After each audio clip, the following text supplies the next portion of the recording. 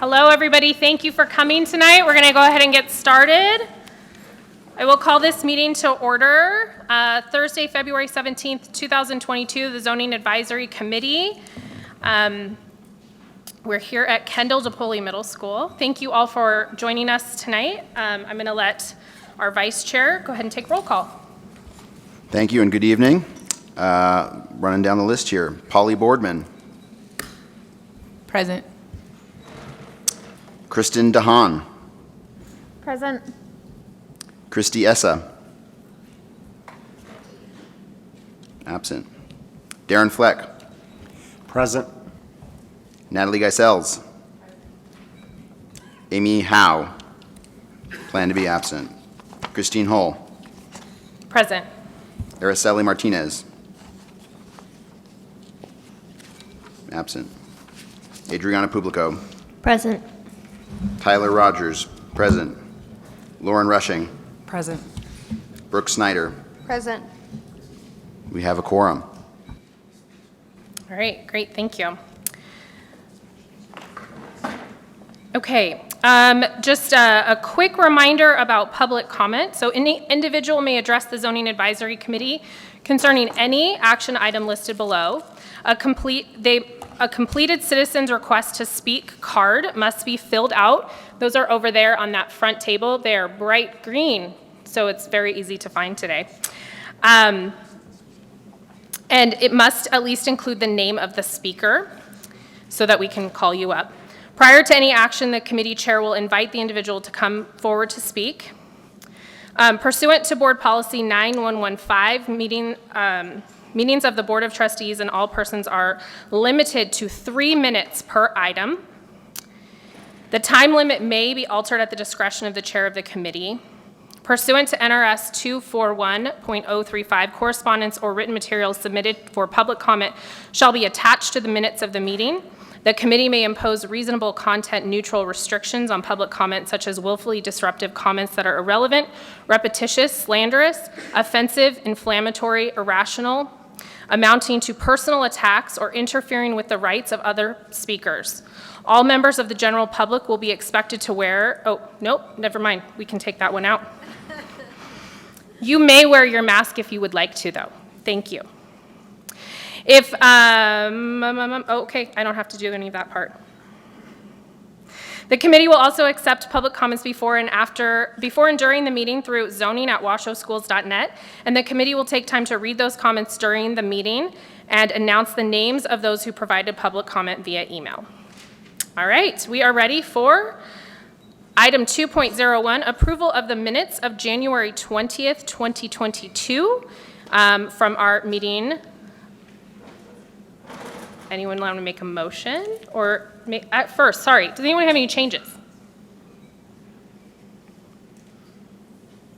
Okay, do we have a motion to pass the minute? Motion to approve. Approve, thank you. Second? Second, Polly Boardman. All right, all those in favor? Aye. Aye. Aye. All right, motion passes, thank you. Oh yes, board committee members, please remember to say your name for the record so that we can take really good notes. Thank you.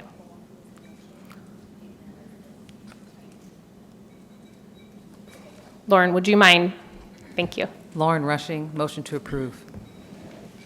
Polly. Polly Boardman, second.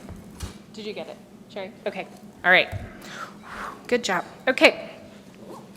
Item 2.02, discussion and possible action on possible attendance zones changes to the following schools in the South Meadows area of Washoe County as a result of current and projected enrollment growth along the Veterans Parkway corridor and associated with the Daybreak, now known as Talus Valley, development, Double Diamond Elementary School, Nick Polikitis Elementary School, Donner Springs Elementary School, Hidden Valley Elementary School, Edward Pine Middle School, Kendall DePoli Middle School, Earl Wooster High School, and Damani Ranch High School. And this item is for possible action, so we will hear from Adam. Thank you, Adam. Hi, good evening, everybody. Nice to see your faces in full. My name's Adam Searcy, for the record. I'm the Chief Facilities Officer for the school district. Appreciate that intro. We're going to dive in item 2.02 reflects almost the identical content that we went through on this same area last month, with just a little bit added based off of our conversation. So, this is the same introduction slide. This entire area is currently undeveloped. This literally affects 0 students at this time, and the rezone is recommended to adjust the zoning boundaries to better reflect the proposed development that's about to begin construction. So in this area, just to get your bearings, you've got the existing schools with the stars on them. Up here, Donner Springs, DePoli. This line, hopefully you guys can follow my cursor reasonably well tonight on the overhead, is Veterans Parkway. So most of you are familiar with this large pasture area. This area shaded in yellow generally represents the proposed footprint of the Daybreak Talus Valley development. And you can also see the existing zoning boundaries on this map that are drawn without anticipation of this development. These lines were established many, many, many years ago, and they do not reflect a logical boundary for this proposed development, which looks like this. So slide 5 here is a very similar slide to what we talked about last month. It tells a bit more of the story about what this development is going to look like. Just to orient everyone, first off, we have our existing schools. Right about here is Poliquitas. We've got DePoli Middle School. Double Diamond, of course, is just off the screen to the lower left. And then up here on the north end, we've got Donner Springs. Way off on the upper right is Hidden Valley, right? You've got your bearings now with this aerial and Veterans Parkway. And then the developer refers to these communities by these sort of marketing names. Rio Poco North are all of these little villages and subdivisions up here surrounding Donner Springs Elementary. We've got Rio Wrangler East. This is on the east side of Veterans, the east side of Steamboat Creek. Ultimately, South Meadows Parkway here will be bridged and extended across the creek, and these homes will be developed. Towards the lower central end, adjacent to South Meadows Parkway and Veterans, is what they're calling Town Center. And then up on what is now basically a big hill rock quarry is Alexander Lake Quarry. You'll also note on this slide that we have master planned a potential future new high school as well as a potential future new elementary school in this development. I completely misspoke last month when we talked about our relationship with the developer. While we have had many meetings to discuss this potential need and to master plan those sites into the development plan, I erroneously represented that we do not have an agreement with them. We do, in fact, have a recorded, signed agreement with them that has ample flexibility should the need not materialize for these sites, but it also reserves the district's opportunity to acquire these sites permanently. So it's a healthy arrangement that's been fully executed on both a high school and a elementary school should we need it in the years to come. Also on this slide, we added this information on the left in purple. So you can see the breakdown between single-family and multifamily residential units that are proposed here. Basically, 3,000 total residential units have been approved for this development. We do not anticipate that any of them will be occupied even next year at this point, but they are about to begin construction, and it just takes many years for all of this public infrastructure and all these houses to actually be constructed and occupied.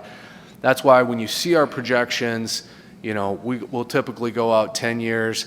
Half of this development won't even be occupied in that time horizon. So there's ample time into the future to reevaluate this. But before anybody lived there, we wanted to come forward with our proposed rezoning for this area. So before I dive into the next slide, just loosely talking on these areas, the Rio Wrangler East is being proposed to be ultimately zoned into Poliquitas.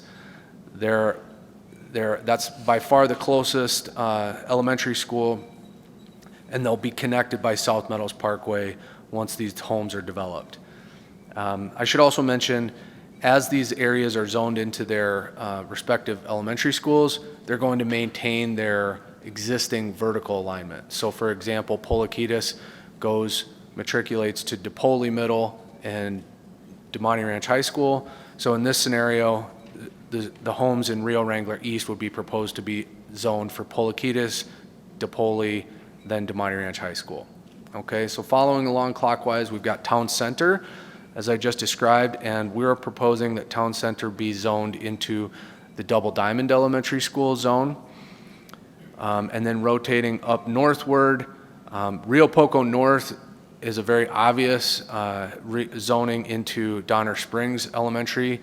You can see a couple of connections here and here to Veterans Parkway, which will ultimately be signalized access points for this development, but this community, Rio Poco North, we think quite obviously needs to be zoned for Donner Springs. Donner Springs matriculates into Pine and then DeMonte Ranch High School, so that's what our recommendation will reflect as well. And Alexander Lake Quarry sits basically in the middle. There will be a 2-lane collector street connection here, so they could go either way geographically speaking and with respect to the roadway infrastructure, but the capacity for them really exists more readily in Donner Springs. So that's where we're going to be recommending they be rezoned into. Again, all of that with a bit of an asterisk as far as the long-term build-out scenario and then the overall opportunity for expansion in terms of a new elementary school if needed. All right.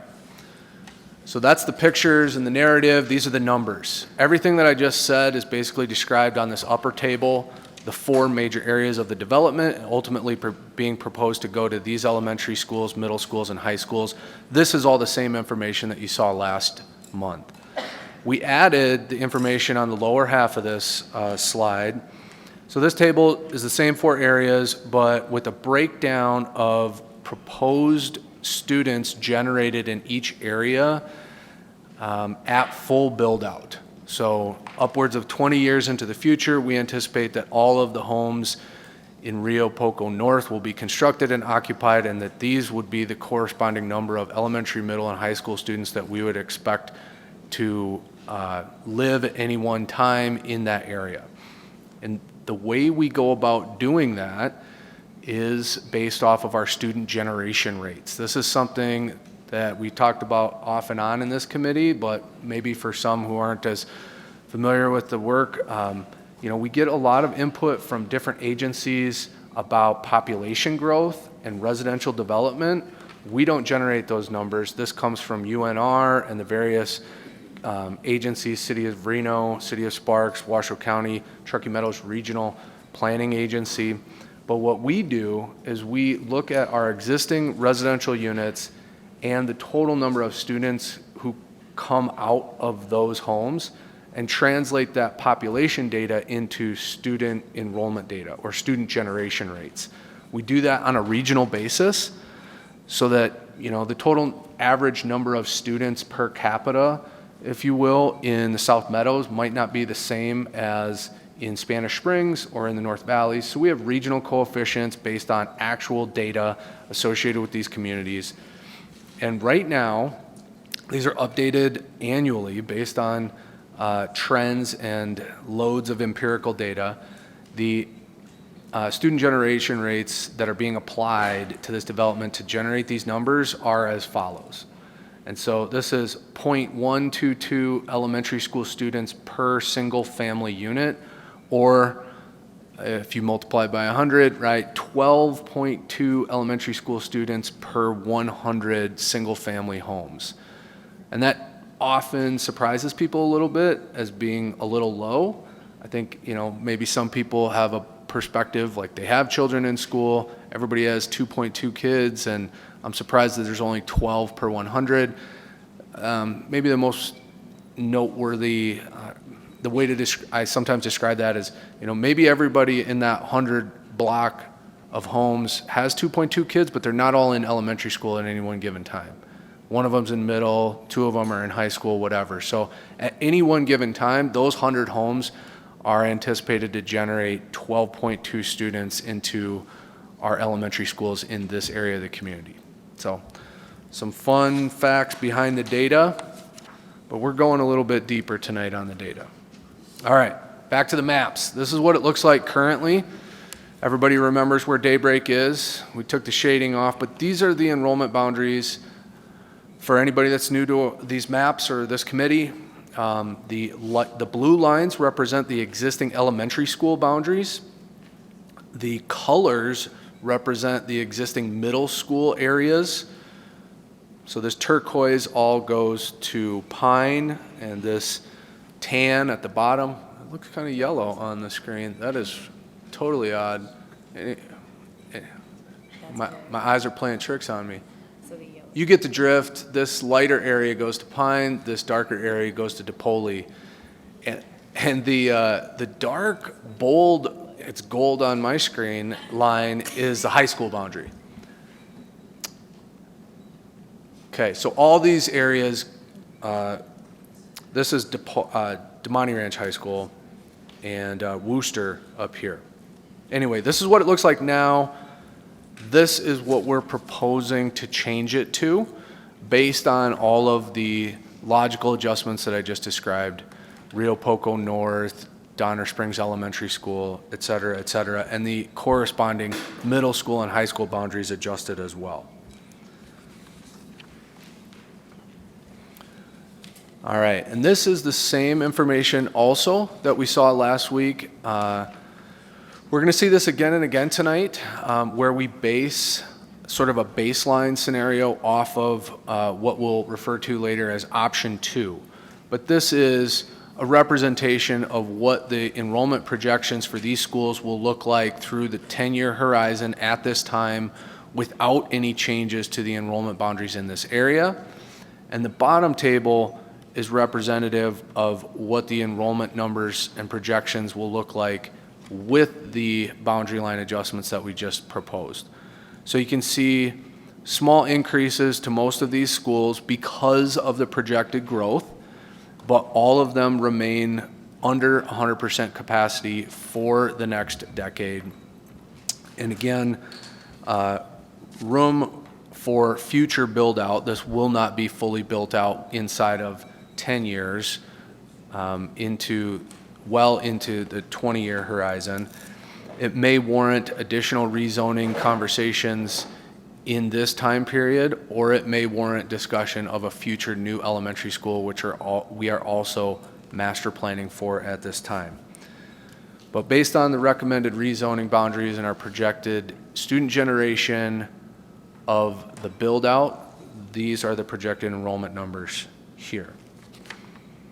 Just a little bit more on this one. This is a new slide that we added, trying to find the best way to integrate this into our discussions this evening. So we tried to put one slide to it, and then you will also find in your packets and attached to the materials online the full Board Policy 7105 and the full Administrative Regulation 7107. So just some highlights in these bullet points.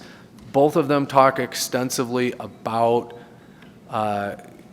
guidance that should be considered when making these decisions, about very specific requirements of this committee and the membership of this committee. On the Admin Regulation 7107 is maybe the most noteworthy. I have it in section 4. Thank you. Can I borrow that? So specifically, I tried to paraphrase it here on this bullet point, but keeping subdivisions and small neighborhood units in the same attendance zone to the extent possible. Noteworthy consideration. Also, assigning students to the closest school to the extent possible. Number 3, creating compact attendance zones with few or no island areas. So all of the enrollment zone is contiguous. We don't have a break in between. Include target enrollments that allow for growth and anticipated changing demographics. We go to some lengths to accomplish that. Comply with feeder patterns to the extent possible. Again, that I think you'll hear us often refer to the term split feeders, where we've got all of those elementary school students staying together, going to the same middle school, et cetera. I think that's what that implies. And then lastly, avoid placing a transportation burden on any identifiable diversity subgroup. Again, these are guiding recommendations, food for thought. These are not quantitative metrics, but oftentimes, options are close in some measurements, and these key considerations have been helpful in the past in helping committees deliberate through this stuff. So there's some other information, but we just thought it'd be valuable to draw the public and this committee's attention to those a little bit more directly. Lastly, on this slide, we have a snippet from the Zoning Advisory Committee's website where these links can be readily found on that page. Okay, so this is kind of just a recap, reorient everybody. We've got Rio Poco North going to Donner Springs, Pine, and Demonte Ranch High School. Rio Wrangler East going to Polaquitas, DePoli, and Demonte Ranch Town Center. In the middle here, going to Double Diamond, DePoli, and Demonte Ranch, and then Alexander Lake Quarry area going to Donner Springs, Pine, and Demonte Ranch as well. All of those schools remain under capacity through 2031-32 school year based on these changes and our projected enrollments. And then, of course, as I mentioned, a future additional new elementary school and or high school is possible and master planned if and when needed. So that's the summary, that's the entirety, actually, of our presentation on this. We composed a recommendation to help guide the committee, but that concludes the information for presentation this evening on this item. Thanks. Thank you, Adam. Do we have any discussion? Hey, this is Kristen DeHaan. I have a question about 7107 4A3, number 4. So it says, a current elementary school student will not be required to shift to a different school if the area in which he or she resides has been previously rezoned during his or her attendance at that school. And as I was reading public comments, there were several people that were saying they've been rezoned multiple times, and I wasn't sure if they had students already in the school or not. That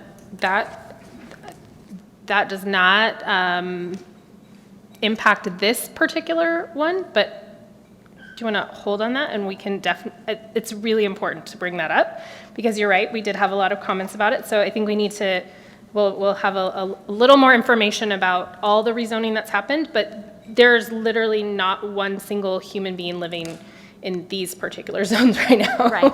So that won't impact this decision, but it's super important for the next conversation for sure. Thank you for bringing that up.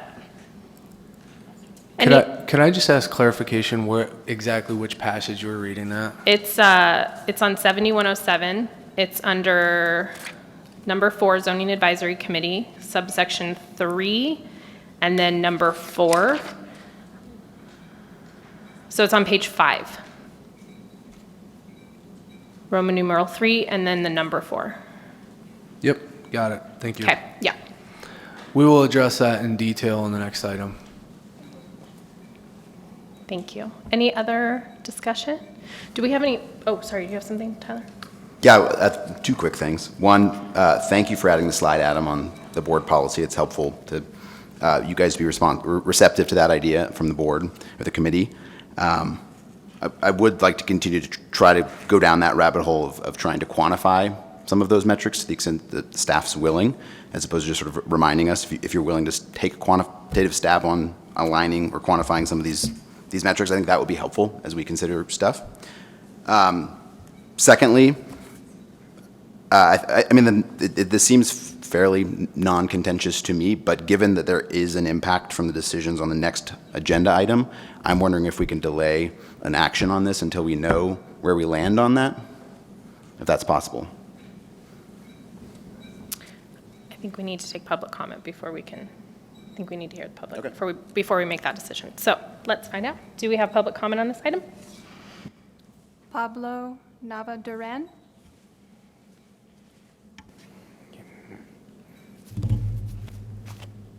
Good morning. So I think the zone two community need to follow the board policy, administrative policy. But yeah, so the daybreak or Terra Valley development, nobody's doing was living here, but it's very important to rezone, to modify or rezone all the students so they can know where elementary school, middle school, and high school. Also, the field school very important. So you might follow the rule for administrative regulation 7107. And I do believe the Rico Polo north of Donner Spring, I think that this one makes sense.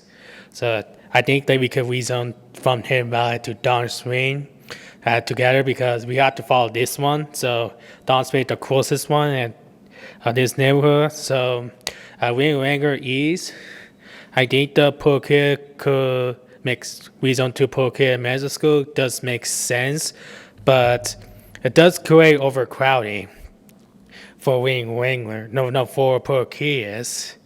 If you left other than option 2, which is back there, I think you should hold on to that until after you decide for new elementary school for Wrangler. And then for Untitled Curry, I think the rezone to Donner Spring is kind of a little bit isolated, but I do remember there was a road to connect all the way to mountain, all the way to McCarran, and we drive all the McCarran to Rio Polo and drive here and then go to Donner Spring. I think thank you for make clarification for Adam Seasley. So thank you for Adam Seasley for that. So I think the Hidden Valley does make sense, but I'm not gonna lie. But I think Donner Spring was definitely is going. I think Hanson Lake going Donner Spring makes perfect, and then town center. I think the town center. It's not like a store, but thank you for saying for that. So I think that makes sense to go to double timing, but you're not sure, but you have to wait until after people meeting. So Wrangler East and town center had to wait. You have to wait on vote until after we decide to rezone to Wrangler or move, or this one poor kids med school who live on the West Venture Parkway to rezone to double but diamond.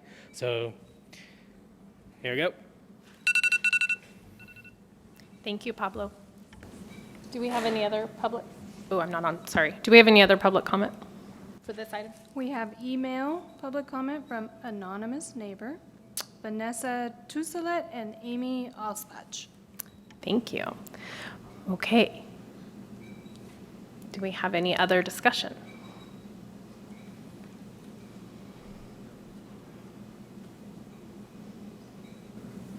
My question still stands. Do you make a motion to do that? Is that an option, to delay the vote until we've decided on the impacts from other ones? I'm like staring at Neil. Thank you, Lauren. Yeah.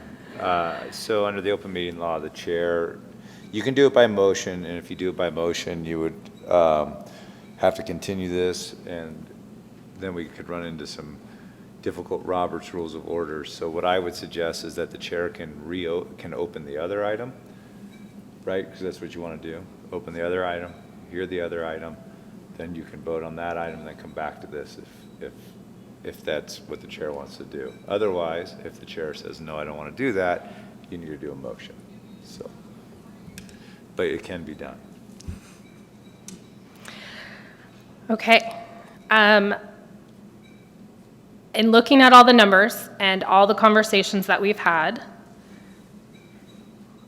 I would like to say that we have another item that is going to, the only school that's impacted overcrowding-wise for this item is Polakitas. And we have multiple options on the next item that will alleviate that overcrowding. So I don't believe that this will the next item will actually impact this recommendation. So I would like to call for a motion, if anyone would like to make it.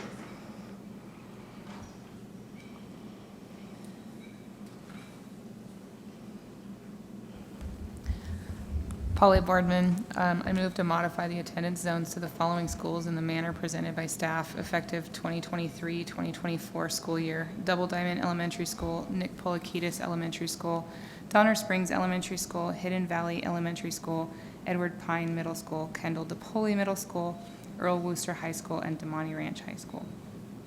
Thank you, Polly. Do we have a second?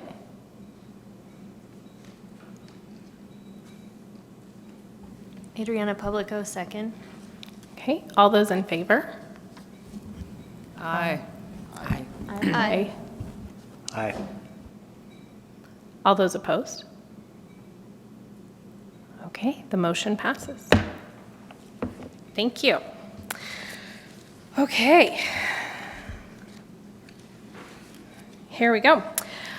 Item 2.03, discussion and possible action on attendance zone changes to the following schools in the South Meadows area of Washoe County as a result of an approval of a new elementary school in the Wrangler area, Brown Elementary School, Double Diamond Elementary School, Nick Polikitis Elementary School, Kendall DePoli Middle School, Marcy Hers Middle School, Galena High School, and Demonte Ranch High School. This item is for possible action tonight, so we will let Adam Searcy take it away with the presentation.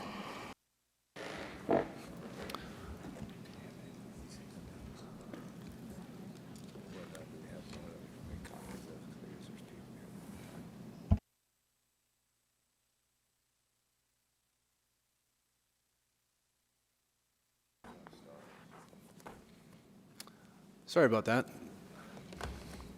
All right, again for the record, Adam Searcy.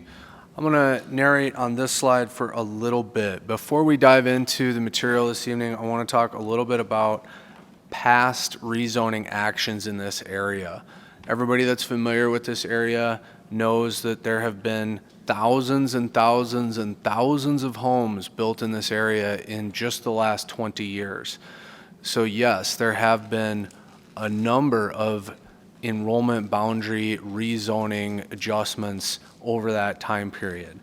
However, based on a considerable amount of input regarding that topic, we've done a lot of investigation research and really concluded the most noteworthy enrollment boundary adjustment working backwards from today.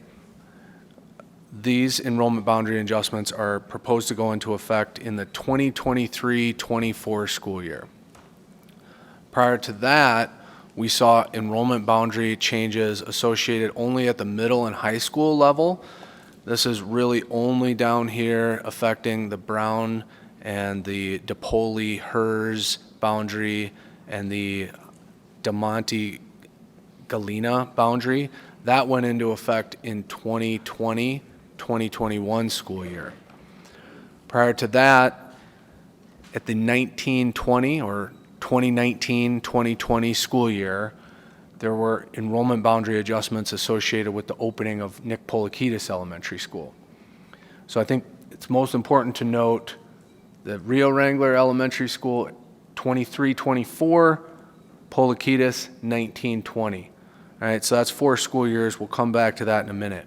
Prior to Polikitis enrollment zones being established, the next most recent elementary enrollment boundary adjustment at any level was effective in the 2013-2014 school year that affected all of those existing school years, a full 6 school, all of the existing schools in that area, a full 6 school years prior to the opening of Polikitis. Again, this has been under development, aggressive development for the last 20 years. There were rezoning actions that occurred prior to that. During that same period of time, there were changes to a multi-track year-round schedule, which oftentimes was very disruptive and a significant change to families, but those did not include an enrollment boundary adjustment, just a school calendar change adjustment. So I think it's important to spend a little bit of time to understand the facts as well as acknowledge the amount of change that this community has been through.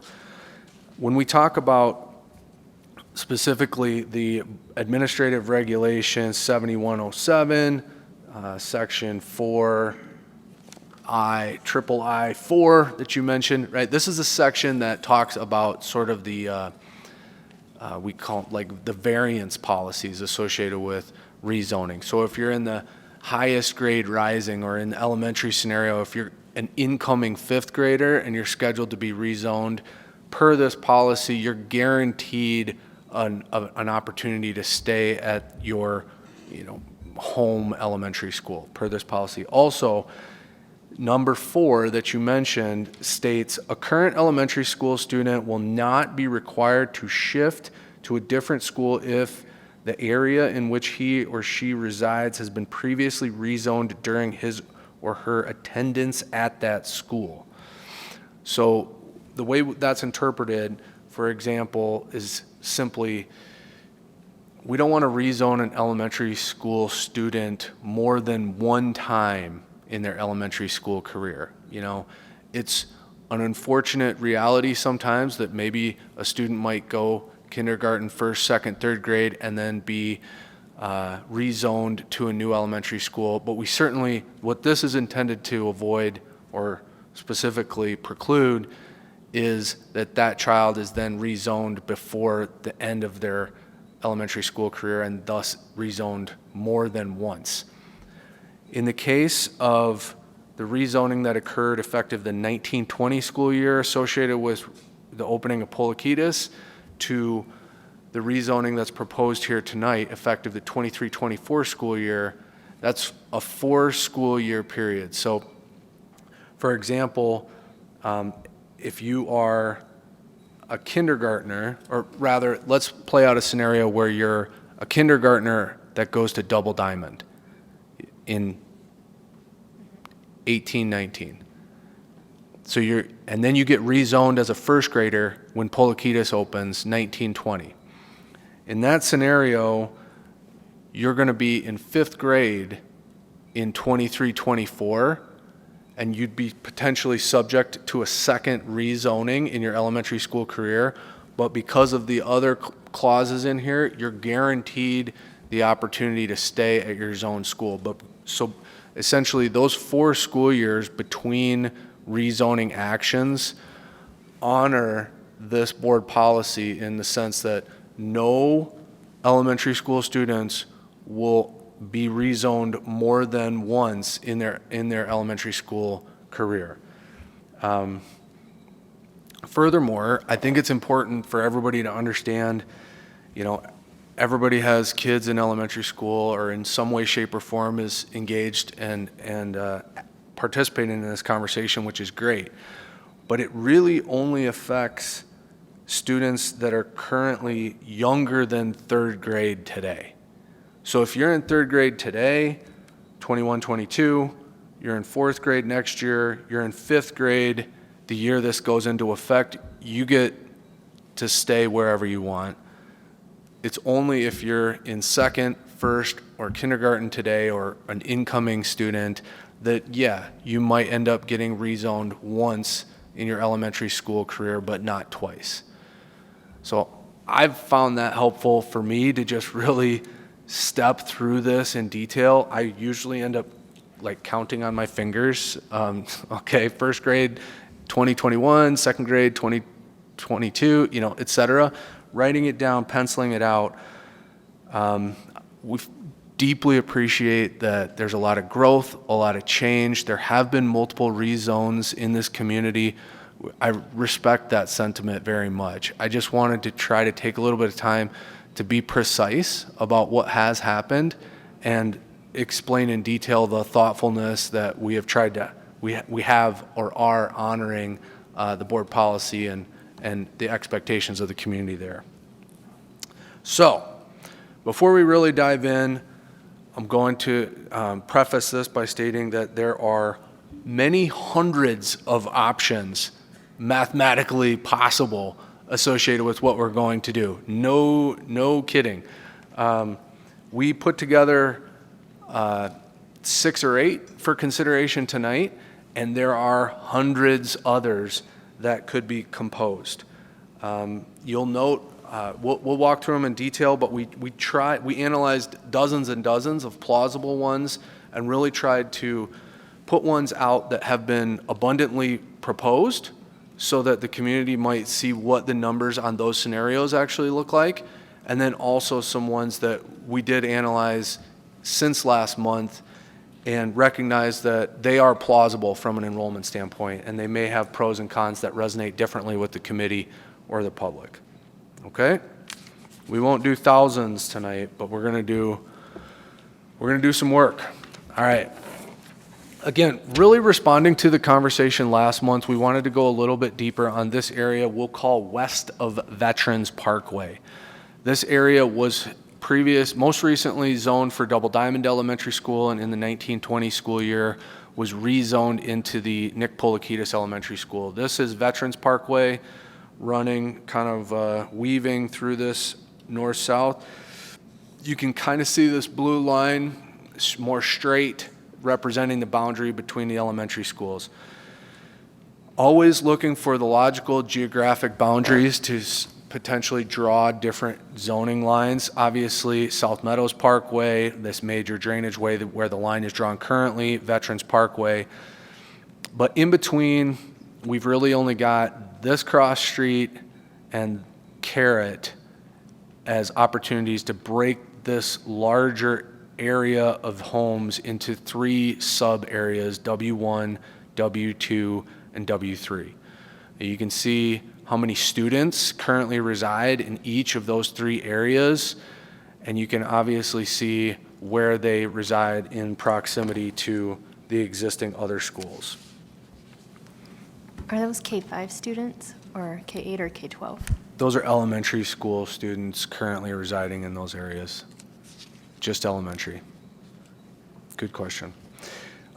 Just an aerial of the same information, and we kind of really wanted to highlight while Veterans Parkway is definitely a significant barrier, we do have signalized intersections not only at South Meadows and Veterans, as well as Carrot and Veterans down here at the bottom, but a new traffic signal at Long Meadow has just gone into effect in January, creating safe crossing opportunities of veterans. These students are all currently provided transportation to Polikitis, despite any walk zone boundaries. By virtue of this Veterans Parkway, they are afforded transportation to Polikitis. The next slide is more of the same, just panning to the south. We see Carrot again, as we saw previously, and then another signal down here at Steamboat and Veterans. Looking at this a little more closely, you can see that this W3 area, if you live there or you're familiar with the area, there's some less than ideal accessibility situations there. This is a right in, right out. You know, this is a separated portion of Veterans Parkway. So these folks are either having to wind their way through the residential area to get up to Carrot to move to the north, or they're basically having to go south on Veterans and either, you know, essentially drive around the block or try and make a U-turn at this signalized intersection. So just some of those challenges that color this consideration a little bit more thoroughly. So we'll walk through a couple of options involving areas W1, 2, and 3. As I kind of alluded to previously, we're going to base, oftentimes we base our scenarios on comparison to existing. So in this scenario, or for the rest of the presentation, we're going to compare options to an option 2, which was our staff recommendation from last month, and it remains, sneak preview, spoiler alert, our recommendation here tonight. So this is our baseline, at least for the purposes of discussion. And this is what the enrollment numbers look like by rezoning area W1 only from Polikitis to Double Diamond.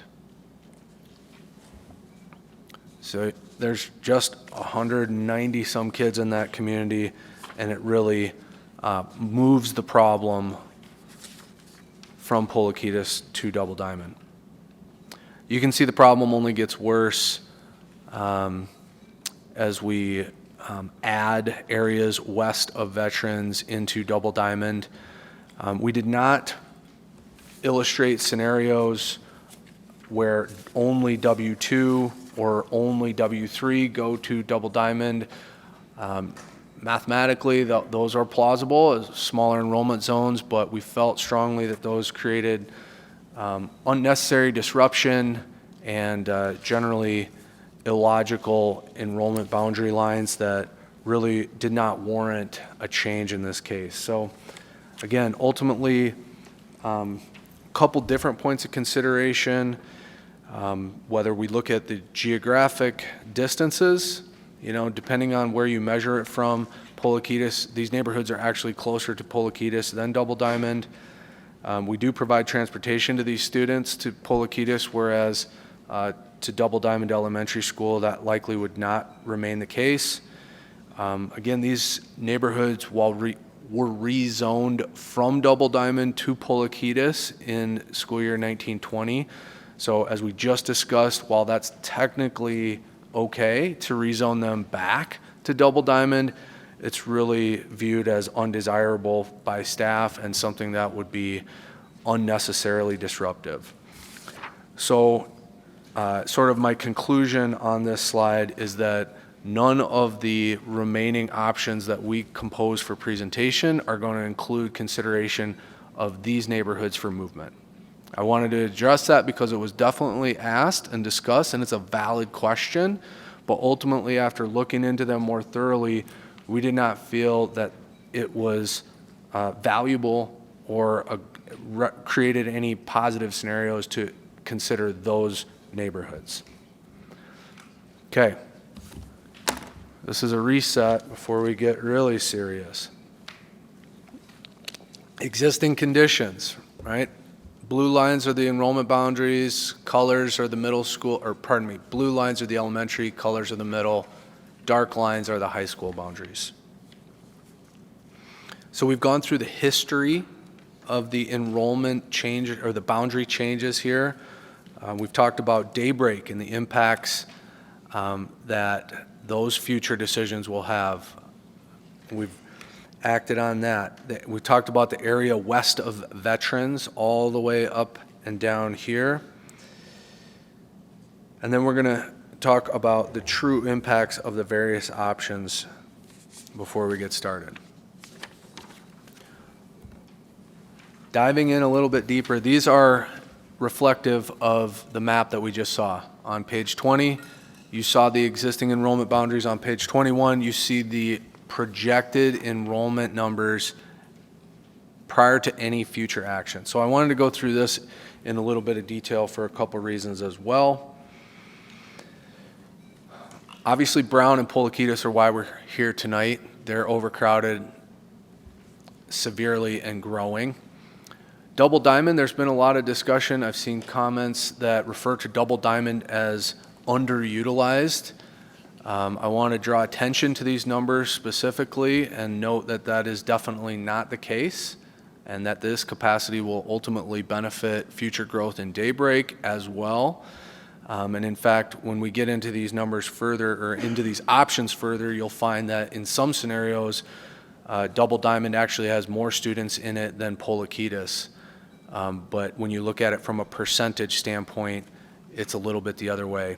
Just really wanted to draw attention to the enrollment numbers at Double Diamond there. Also, moving down to the middle school level, DePauli and HERS are potentially affected by some of the options here tonight. I've heard different perspectives on the enrollment numbers at DePauli versus HERS. I wanted to draw everyone's attention to the actual numbers and the projected numbers represented here, extremely well balanced, almost identical now and into the future. So perception that DePauli remains overcrowded and HERS remains dramatically underutilized, I think are inaccurate. They're arguably slightly underutilized, ample opportunity or capacity to accept growth, but they're very well balanced in their current alignments.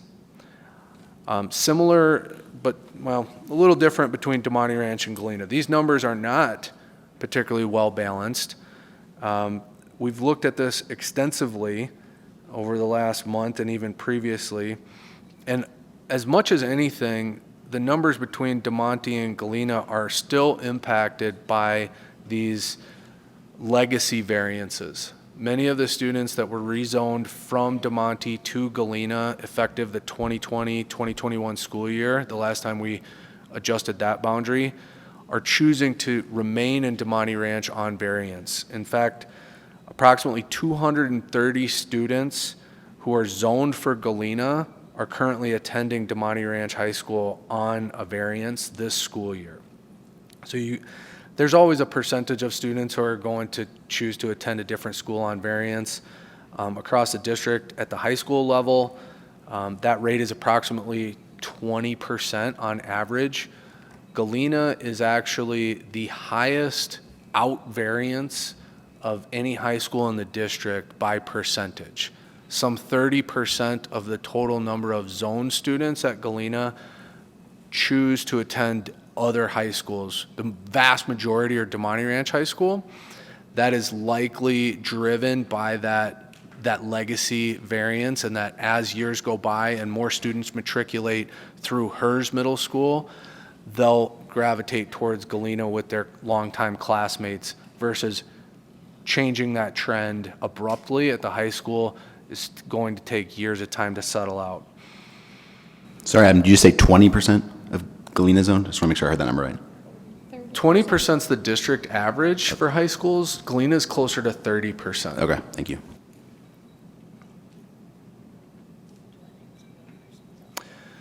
So I really just wanted to spend a little bit of time looking at these numbers. Last month, we didn't include any numbers on the middle school or high school level, and I've heard and seen different comments on that, so I just wanted to spend a little bit of time talking about really what the numbers look like today before we make any changes.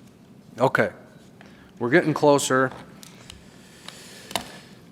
Well, this is option one. This is what we've seen many, many times. In fact, this option was the original proposed zone discussed extensively in 2018, 2019, and this new school and this proposed elementary school boundary for it were used to redraw the middle and high school boundary lines effective the 2020-2021 school year in anticipation. So this creates a split feeder, right? We've talked about this before. This is Brown Elementary School's enrollment zone right now.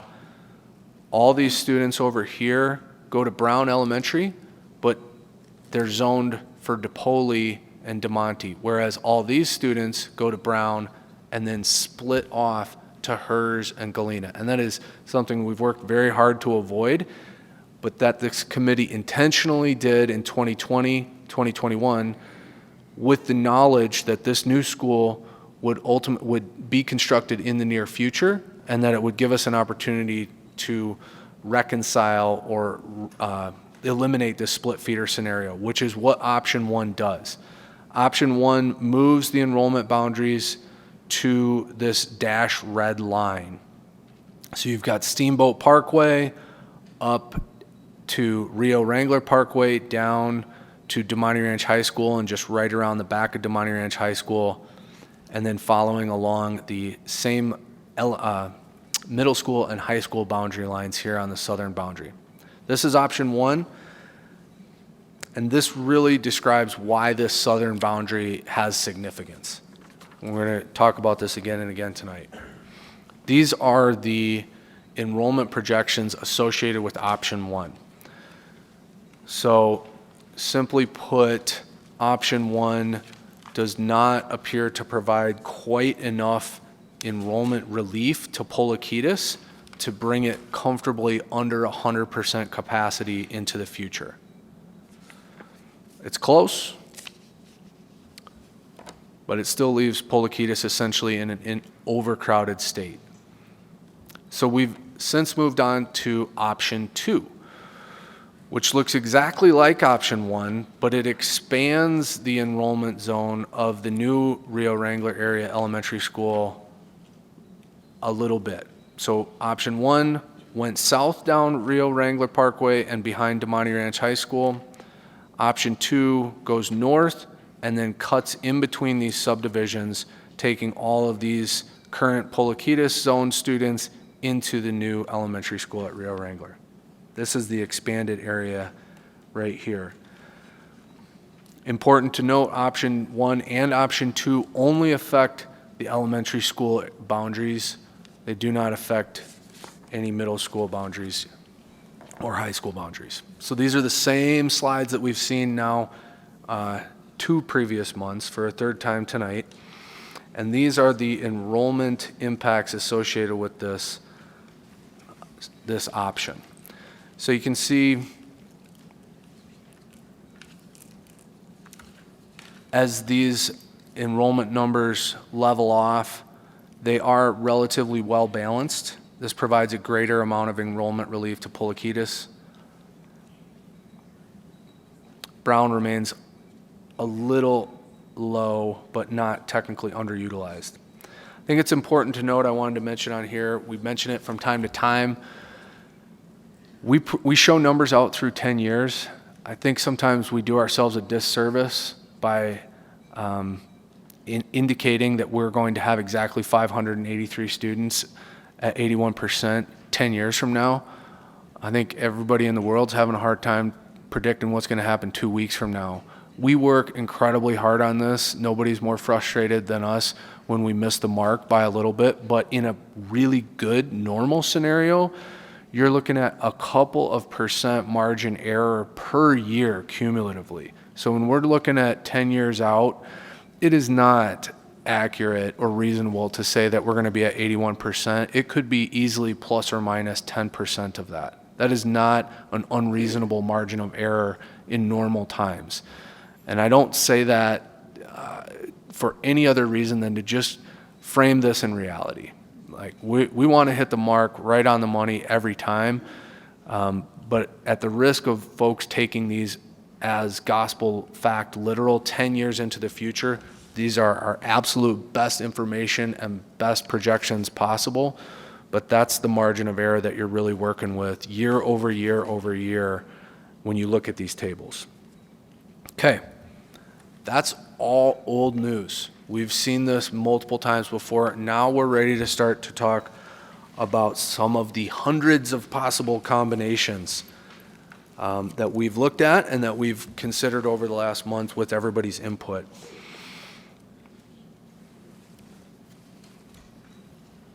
So we kind of broke this down into 3 different groups, if you will. We've got areas A and B down in the lower left-hand corner. Again, trying to break these up on logical streets and potential boundary lines. We can't just zig and zag through neighborhoods.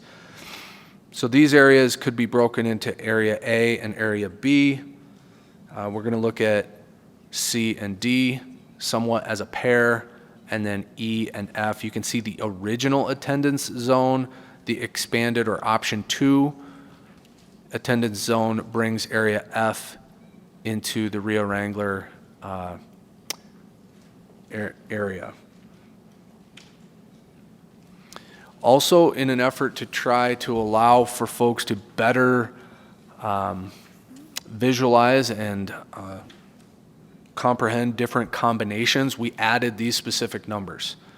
These are students currently attending these zone schools. So you can see areas A and areas B are depicted to assume that if we're going to make a change to one of those areas, that we would then need to make a corresponding change and ensure that their vertical alignment remains intact. And we'll talk about this again and again tonight.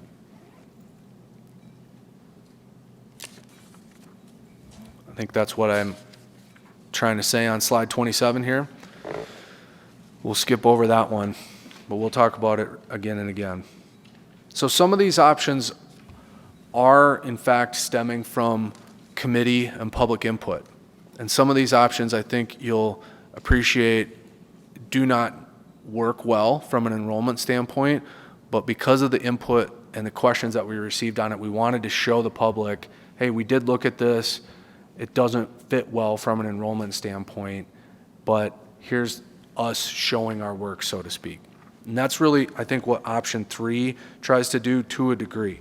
So bear with me. This is option 3 and some of its derivatives. We've got option 2 as our base.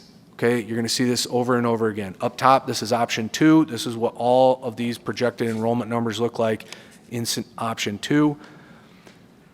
The bottom table is option 3AB, where it's the base option, or option 2, with areas A and area B remaining in brown. So both of them remain in brown, A and B.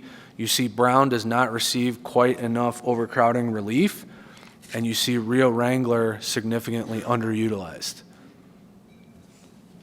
And again, bear with me, this is us just stepping through the options logically so that hopefully everybody can kind of keep their bearings.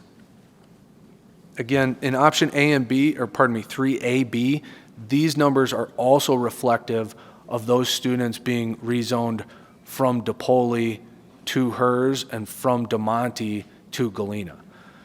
So for those who wanted to see what the additional students in A and B at the high school level would look like to better balance these enrollment numbers, this is what it looks like. Of course, those students, you know, that's what's assumed in those numbers.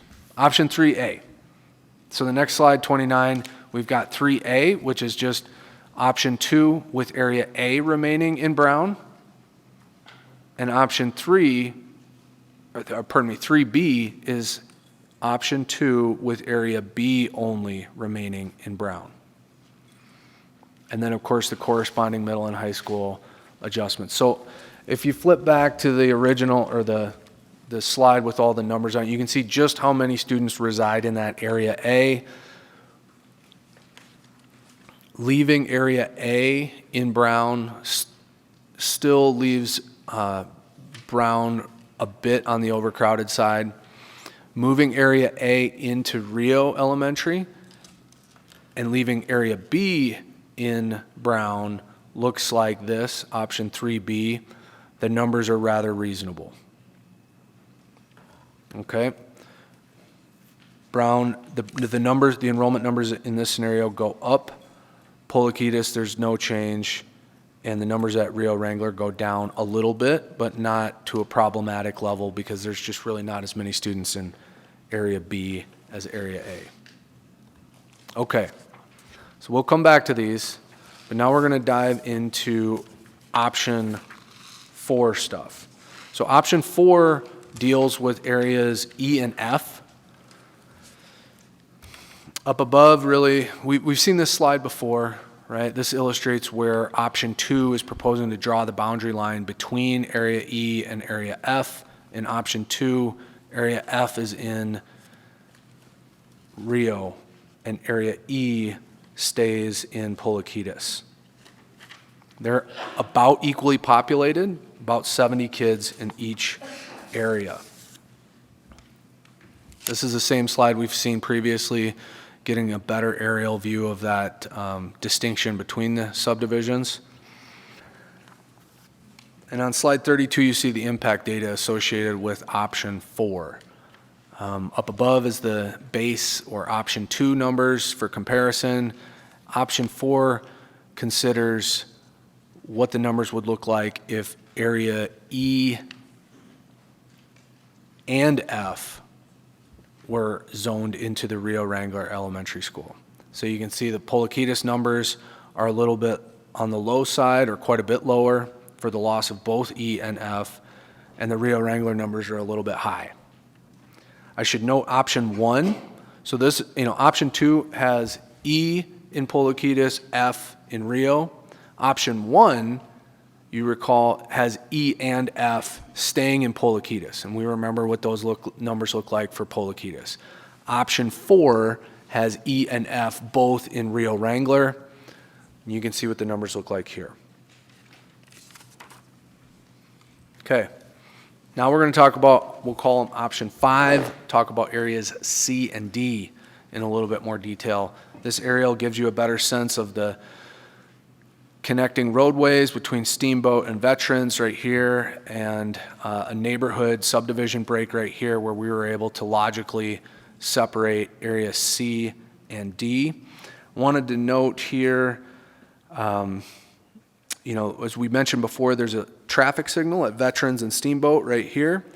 And just within the last few weeks, there's been an overhead pedestrian flasher beacon being installed over Steamboat Parkway right about here. But to that point, I wanted to note that area C would be considered to be within the walk zone of Rio Wrangler Elementary School. So while they're certainly much closer to Rio Elementary School than Polaquitas, they would not be provided transportation. Area D is slightly outside the walk zone and would be provided transportation should they be zoned to Rio Elementary School. So slide 34 represents the resulting enrollment data. We'll just skip to the lower table and you can see what it would look like if areas C and D were rezoned into Rio on top of option 2, right? So everything is taking the option 2 and moving areas C and D from Polaquitas into Rio Wrangler. Polaquitas numbers go down a bit. Rio Wrangler goes up a bit as well. Okay, so this all has been a little bit of a warm-up. You're familiar with the different areas. You've seen some combinations that work, that don't work, and maybe you've had some ideas about some hybrids as well. We're ready to explore a couple of those now. This is a reorientation slide. All right, A, B, C, D, E, F, hundreds of possible combinations of all of these, not to mention the original option 1 and option 2. But one that we thought was particularly noteworthy, we called option 6. This is just a base slide. This is illustrating option 2 again as our base for comparison. But option 6 involves moving areas C and D into Rio Wrangler, which we just saw in option 4, or 5 rather.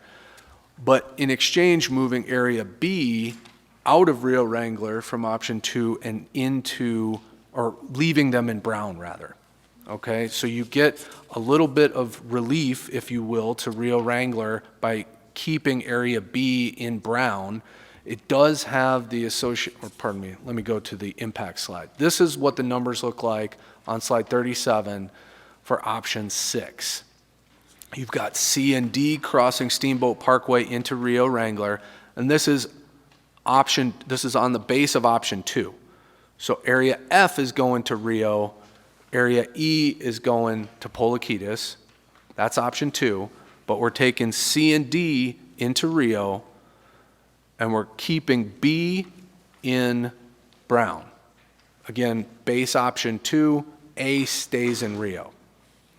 So if you can follow all that, that's what the numbers look like. They're quite nice. They're very well balanced, or they're better balanced. There are some drawbacks. We've talked about the walk zone, the crossings, the moving of the middle school and high school levels associated with any action of A or B. So those are some pros and cons. But ultimately, a very reasonable hybrid scenario that we wanted to present to the public and the committee. Noteworthy, the numbers on Rio Wrangler are conspicuously neutral in comparison to option 2. That's because C and D are basically equal in population to B. Right, so C and D are coming into Rio, B is leaving Rio. That's why the numbers look the same. I thought it was a mistake. There are a lot of other hybrids that we looked at that were proposed that are not presented here today. We can game those out because we have those numbers here in front of us, but these are really the best options that we wanted to bring forward for discussion here with you guys tonight. We tried our best to put together a summary table. It's maybe not as concise, at least not to stare at on the board, as we maybe would like it. But for the fun of it, let's just go through this again. We've got option 1. Adam, can I, Christie asked it just Hey. for the record. I just had a quick question. On your slide number 35, were you saying that E and F are going to where?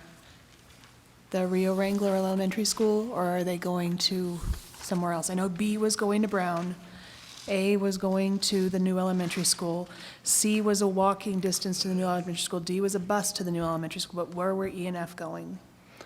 I'm sorry, are you referring to option 6? So on this slide, Uh-huh. where did you say E and F were scheduled to go as On far that- as elementary school? Well, there's a lot of different options for E and F, but in Option 6. okay. Yeah, sorry. In option 6, let's talk through option 6 while we're staring at this slide. Everything's in option 6. Let's just go around the horn. Option 6, A goes to Rio, B goes to Brown, and then is also rezoned to hers Galena. C and D move from Polaquitas to Rio. E stays in Polaquitas, F goes to Rio. Thank you. You bet. Another question while we're looking at the map. There was a lot of talk in public comment about Golden Hills. Do you know which neighborhood that is? F. Generally F. Okay, thank you.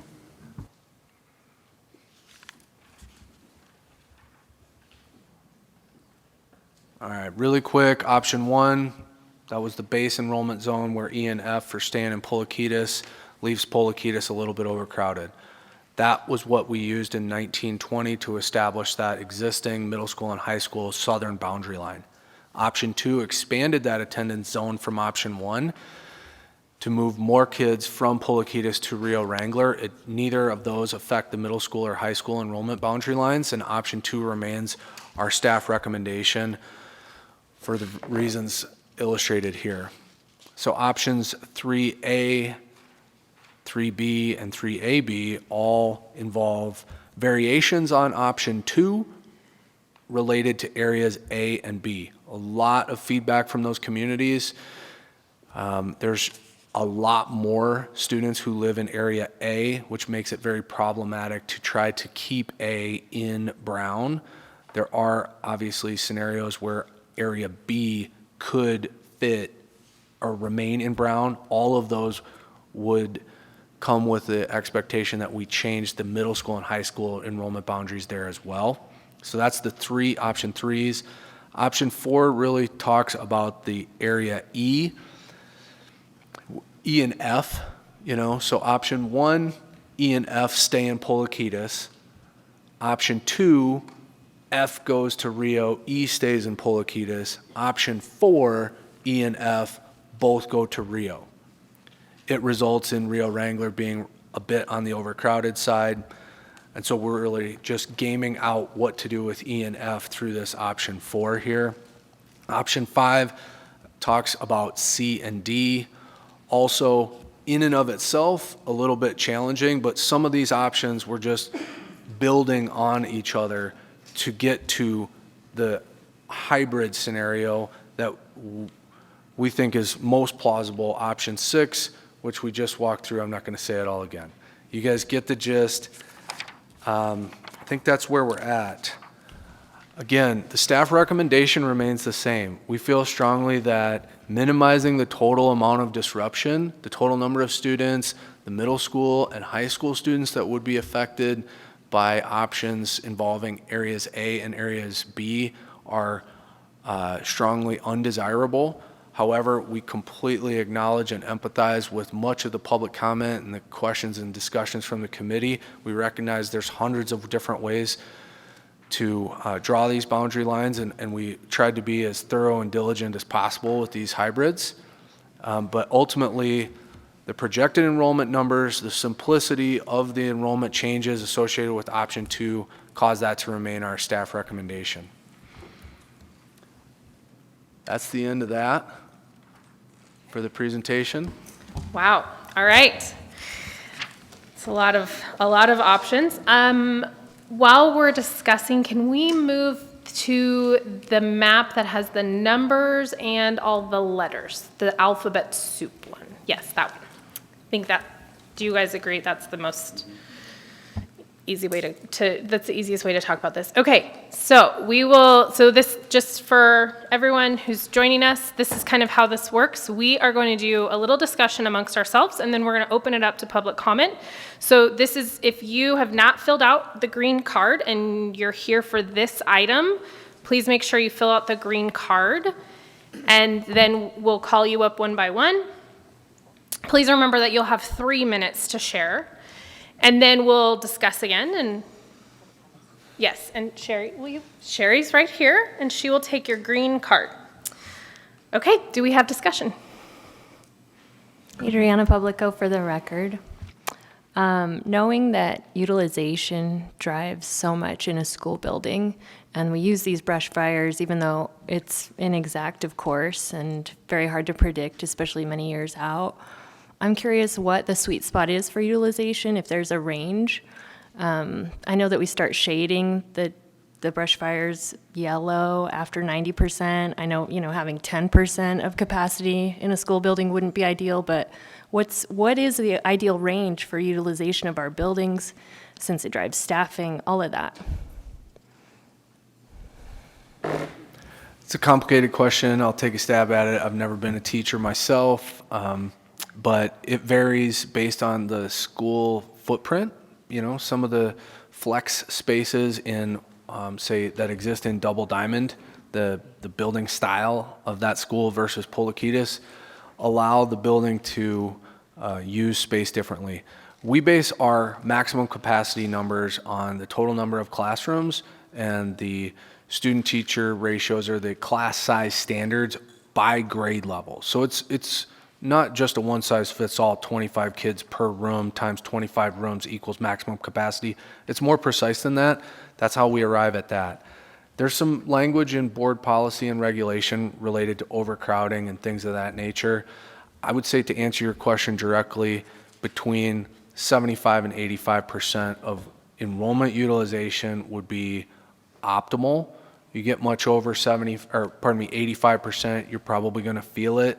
In a few instances, you might have some team taught classes, and then of course 100% is 100% for a reason. You're going to start to see a lot of team taught classes and portable classrooms. This is Christine Hull for the record. I also want to mention that the common spaces in schools are really impacted once we get over that 85%. So we've got lunchrooms that are really, really overcrowded if we're at 100% or more. Library spaces, some of our school buildings, a resource classroom, as we heard when we went to Verdi, is an actual regular sized classroom because they don't have a built-in resource classroom, and that's for our IEP students. We have pullouts for GT. We have all those things in all of our schools. And so I think it very much depends on the school footprint.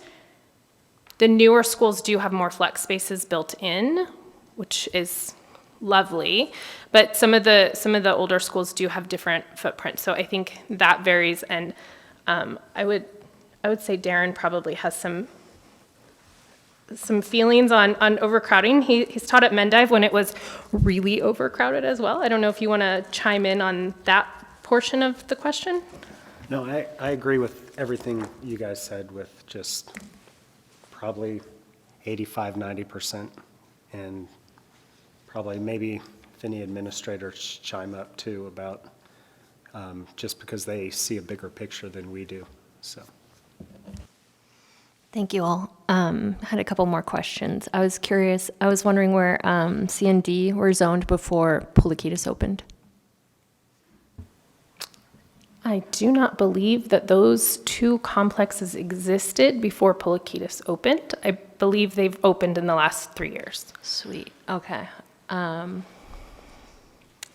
Is there any public comment from C or D that you guys noticed? I tried to make a cheat sheet. We got so much public comment, but I didn't notice any from that area. I was wondering if anybody else did, or if anybody here lives in CRD and wants to share with us about your opinion on these options.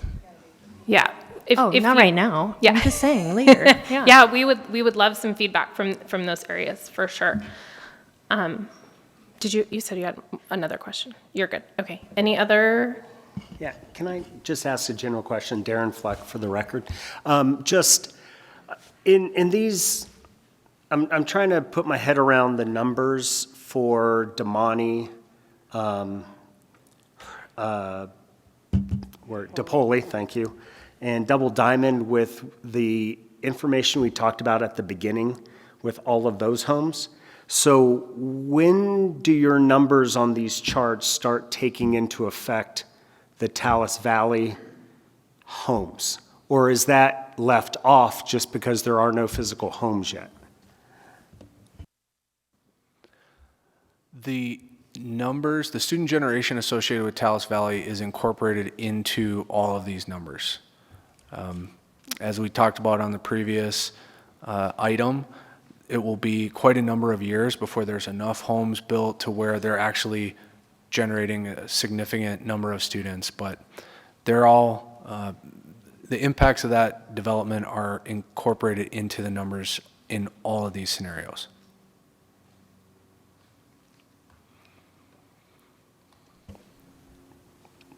Am I missing, the numbers seem to stay pretty flat for, say, DePoli and, I don't know, Pine, and also relative for Damani. Is that, am I overestimating how many homes and kids are up there, or is that just, you're looking at more 15, 20 for? No, it's a totally valid comment. A lot of it's just perception. There's a lot of variables at play. Part of it is our district-wide enrollment and some of the larger high school grades matriculating out of our system and being replaced with smaller incoming freshman grades, things like that. But really, the biggest driver are those student generation rates, where we're talking about 500 homes to even generate 50 students kind of thing, and how many years it will actually take to establish all of those homes being beyond the 10-year horizon that we're actually depicting here. You bet. Tyler Rogers for the record. I kind of have a newbie question. I'm trying to understand if there is a connection that exists between the utilization percentages on here and student-teacher ratios, or are they completely a separate set of math that's done?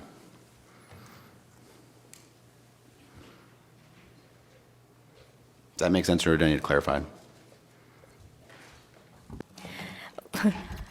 So teacher allocations are driven by our staffing guidelines. So for example, elementary first grade classrooms have a max size right now of 21 for first grade, 17-to-1 ratio.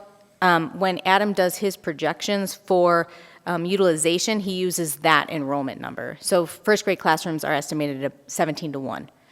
Does that make sense? It does. So just so I understand, by a school being less utilized doesn't mean that there are going to be a different ratio in a classroom. No. Just means you're the right. building has fewer people in it. Correct. Okay. And what we see with the overcrowding is with the 17-to-1 in a first grade classroom, what they'll end up doing is combining 2 first grade teachers teaching class with the double enrollment.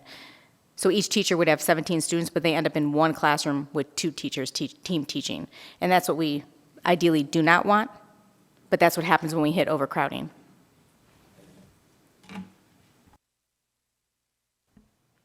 Okay. Anything else? All right, I think we're ready for public comment. Pablo Nava Duran.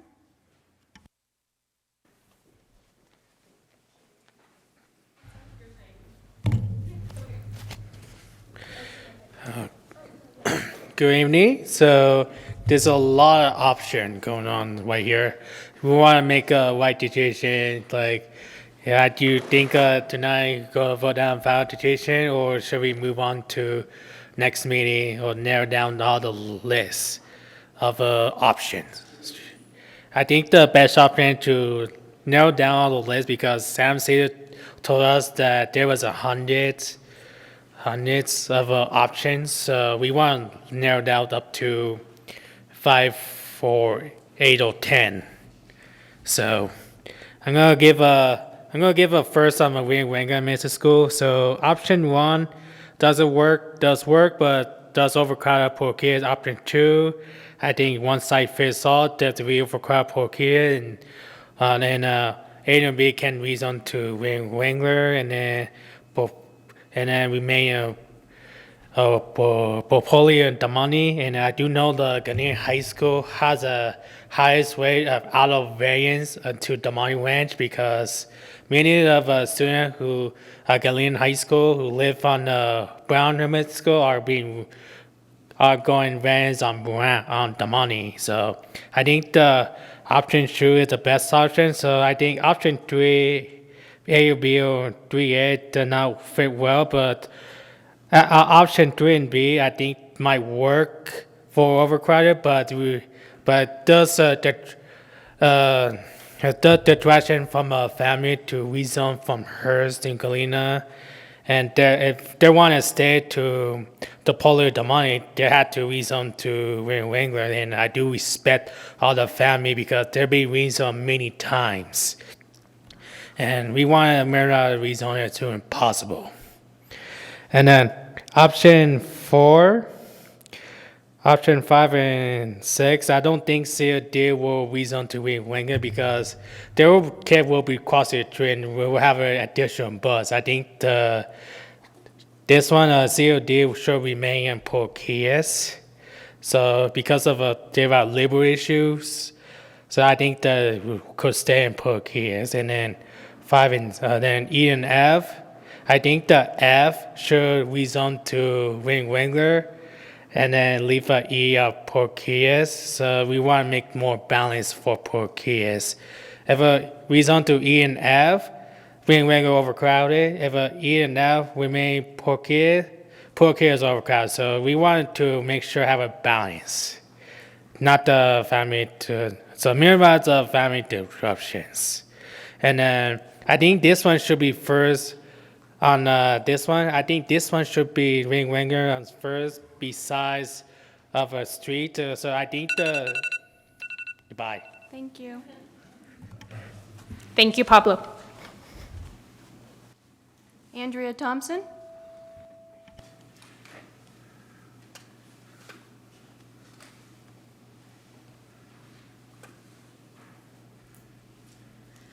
Hi, everyone. Thank you so much for being here and also listening to all of our comments. I know these are long, and there's not probably a way to make everybody happy in this room, so thanks for donating your time. I've been trying to make sense of the numbers, and my biggest concern still is that we are not adding children from Pulikitis to Double Diamond. You know, I went back to look at the previous notes from 2018 when they were looking at the projections from, you know, what this is going to look like and why they were looking at maybe those areas that they've called today like W1, 2, and 3. And if you look back in 2018, the projections for Double Diamond Elementary School were to be at about 90% capacity, and now we're at 75. So either there's a statistical error of greater than 10%, or it was grossly underrepresented or overrepresented. And then if you look at what Pulikitis was projected to be in this year, it was up at 97%, and now we're at like 132%. So what I see is that Pulikitis was well overcrowded, which it shows, right? Because we have like 4 portables, and at Double Diamond, they're empty classrooms. So my big concern is how are we not looking at adding more students away from Pulikitis to Double Diamond, because we have to absorb even more homes in Pulikitis area, right? They're being built up on the hill, they're being built north of like area E and upwards above South Meadows. So if we're looking at thinking these numbers are going to be helpful and useful, I think Double Diamond absolutely can absorb that area of at least W1, which makes the most sense to me just geographically. The other piece is that I'm wondering if the number of students that's being represented there, I'm not sure if is it the number of students that actually attend or could be going there. I know that there are several students in all of these areas that may go to Doral or homeschooled. And granted, I know that in speaking with the principal, we have to keep those kids in mind. They could at any time leave whatever situation that they're in and go to their own school. But I think the numbers are probably a little bit overinflated because there are several of those students in that area who may not actually attend their zone school for whatever reason. And the fact that Double Diamond is currently in an area that is kind of developmentally locked, I think we have to like really put them at a decent capacity so that other places can really absorb this. So we're not back here in 3 to 5 years saying, oh my gosh, now we have to do this again, right? And looking at the policies too, I know that we want to look at growth and also transportation. So trying to keep that in mind. You know, we're in a bus crisis. I don't know how long that's going to last. And we're really trying to figure out ways to not use as many buses. And so, I mean, I know that's really tough for students and their families, but thinking of ways where we're not using extra resources is probably helpful. And I do think even, you know, I think it's great for the policy that even if, say, for example, W1 did go to Double Diamond, any of those students could potentially then stay at Pulikitas if they've already been there because of that, you know, where they're at in schooling. So they'll likely be in 4th or 5th grade. And just so you know, C and D were zoned for Double Diamond previously based on 2018, and I have that data if you want to Thank you very much. Thank you. Jenny Freeman.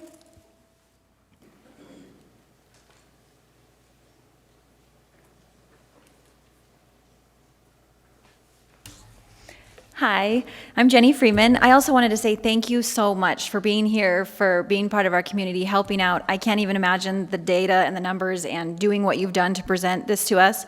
I really appreciate the 4 additional options. I have a student at Pulikitas, and it is very overcrowded. They have 4 portables. They have 2 classrooms in each one of those, and I just did some rough math for 7 classes and maybe about 20 kids each. That's 140 kids that they already have too many that we maybe could send somewhere else. And then also there's more coming in. So we really have to look at this data and these numbers and be, you know, expecting lots of students. Your numbers for daybreak for the part that will be added to Pulikitas, I feel like it said there's 50 students. But then if you look at the neighborhood W1, you're saying there's 200 students in there. And so those numbers don't seem correct to me at all. I don't know how the data is gathered, but I just really want to make sure that they're correct so that, like Andrea said, we're not here again in 3 years with Rio Wrangler and Pulikitas overcrowded.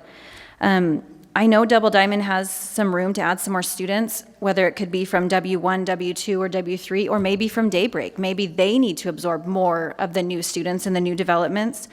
Double Diamond has a higher max capacity than Brown, Pulikitas, and Rio Wrangler.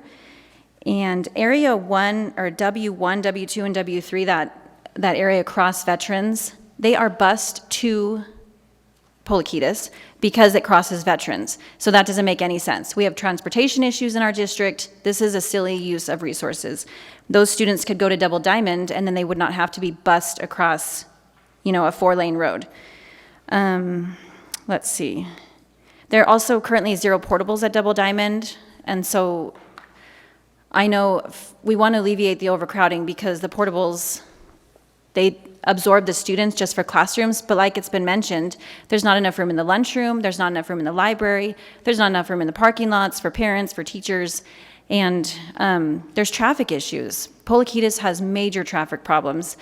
The Reno Police Department has been out there giving tickets, citations, offering advice because they're blocking the roads. It just really needs some relief, and knowing that there's all that growth coming in, I just want us to really underestimate and keep Pulikitas numbers lower so that when all the building comes, it doesn't overexceed the capacity. And also the numbers used, I had a question about that. I mentioned that earlier, but I can't remember my other thought on that actually, so I'll just let that go. But thank you so much. And I'm thinking maybe we might need some more time, more discussion. I don't know if voting tonight is our best option. Maybe we could look at the data and the numbers and come back with a few more condensed options. Thank you. Thank you so much.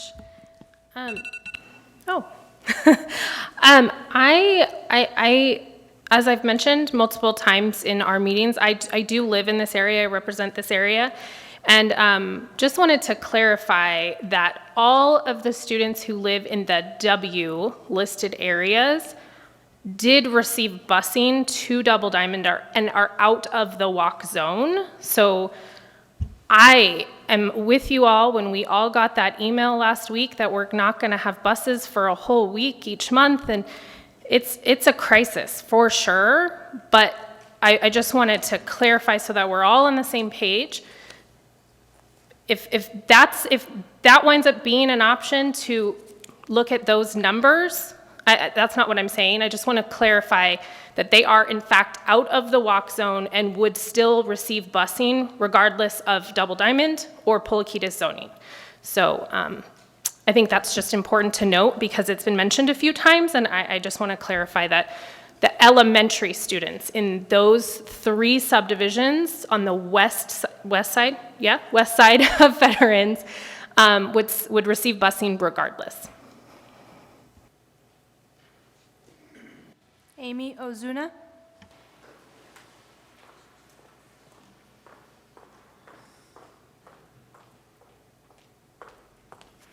Good evening. I also wanted to thank the committee for all the hard work that goes into this. I know at the end of the day, the most important thing is kids and class sizes and things like that. I speak specifically about the Area F, and I wondered if there was any exploration of other ways to break up that area. It's just, when you see it on the map compared to a lot of the places we're talking about, that one it's so big, and there's some pretty older neighborhoods in there, and there's newer and roundabouts and other ways that could be considered to break up that part of the neighborhood. One of the concerns, again, being the left turn out of that neighborhood onto Rio Wrangler. It's before the high school. There's just can be a lot of traffic around there. And unlike sections A and B, where you have to rezone high schools and consider middle schools, F would be one to consider moving those lines around because you're not messing with any of those other logical dividers and feeders and things like that. So I just wondered if there was any consideration for that. Thank you for your time. Thank you, Amy. Jessica Bordallo.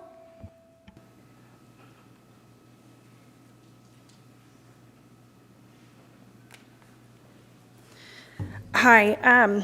Something that Andrea actually pointed out to me that I wanted to mention. On option 2 and option 6, which would move, on option 6, it would move area C and D, and area B. The numbers at Pulakitas, they read the exact same, so I don't know if that needs to be looked at again. That doesn't make sense that area C, D, and B would be moved, but the numbers are exactly the same at Pulakitas. I, like Amy, live in Area F. We are an older neighborhood. We've been there since 2014, which I know that doesn't sound old, but our neighborhood is established, as well as Amy's. She is next to me. The areas above us, those are still under construction, and while we share a builder, we are completely separate neighborhoods. There are paths that separate us. None of our houses face each other. We should be divided. The area that is also above the high school, we have no connection with them other than our builder is the same. We are different neighborhoods, no connection. They have other options to leave the area, such as Western Skies. We have pretty much one option that makes sense, and that is exiting through Life Church or Kids Life. And if you've ever driven on Yeehaw, you know how congested it is. I, in fact, took my daughter to the pediatrician yesterday afternoon because she has an ear infection. And I left the area at 2:45, and I can't tell you how long it took me just to get out of Yeehaw because of the high school traffic. So forcing us to rezone yet again to Rio Wrangler would cause a huge traffic concern, and I would urge you guys to please reconsider and split option F up and leave us at Pulakitas. Another comment, and I mentioned this last month, but another comment that keeps coming up is that Area E and F have no connecting roads. I feel like that is a moot point. Area E is a gated community. Our ties do not lie with connected roads. They lie with how long both neighborhoods have been around, and the neighborly connections, it has nothing to do with roads. I would say if there's no connection, it's the upper part or the eastern part of Area F. We have no connection to them. E and the lower part of F really have those ties, and splitting those apart to different schools would have a huge impact on our children. So I urge you to please reconsider moving Area F. Thank you. Sorry, can you just, really quick, eastern part, you said, right? So the back side of that area, that's what you're referring to? Basically Palladium Mine. Okay. The other side of Macaulay Ranch, all that. Yeah, I've driven extensively in that neighborhood, so I just wanted to clarify. It's the newer portion. Yes, okay, thank you. Robert Kalman.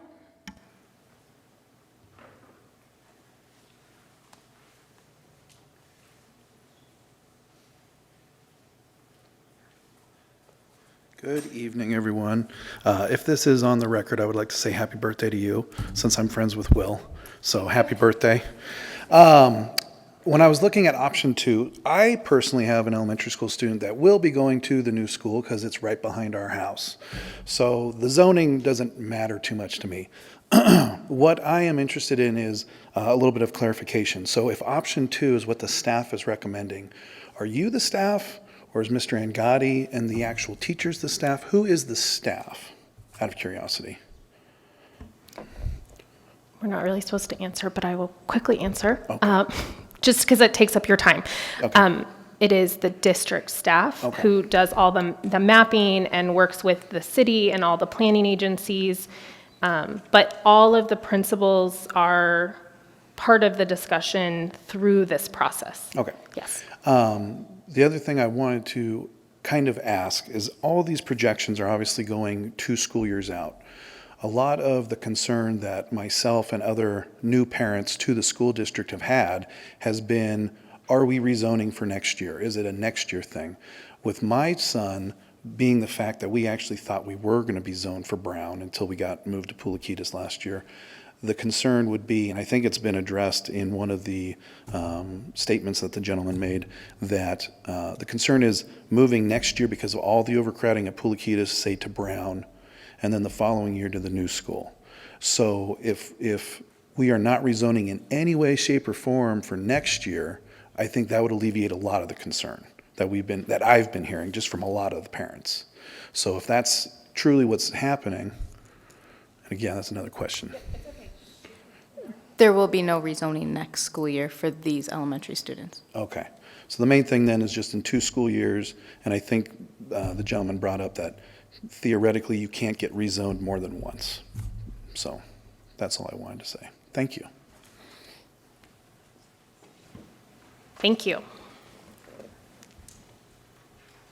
Alrighty, we had email, public comment from Graham Williamson, Stephanie Crown, Ansley Winter, Sienna Traversi, Jenna Bristol, Vanessa Garcia, Susan Marshall, Jessica Bordallo, Julianne Brower, Judy Covert, Sarah Porter, Amber Neibauer, Jennifer Freeman, Randy Spiegel, Casey Jansen, Kelly Messberg, Christy Gauchenauer, and Selena Ardays.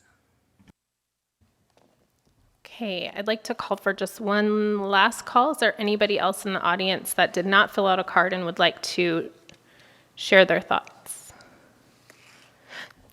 Yes, please. You do, yes. But make sure you, yeah, thank you. I didn't fill it out because I just walked in from yeah. basketball. Oh, no, it's okay. If you could fill it out really quickly. Okay. Yeah, we just have to have record for Okay. the minutes. Thank you.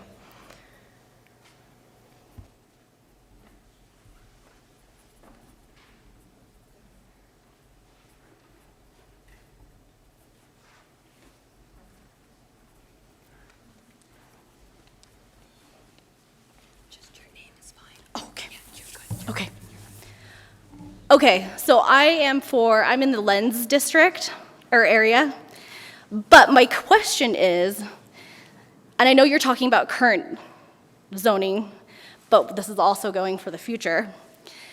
The apartments that are right above the summit, I know there's that hard line on Virginia, but Brown will be alleviated with the new elementary school, and it will be below capacity. So I don't understand why we can't talk about the apartments that are actually going to be closer to Brown getting moved over to Brown eventually, instead of being either trucked to Lens or to Hunsberger. Does that make sense?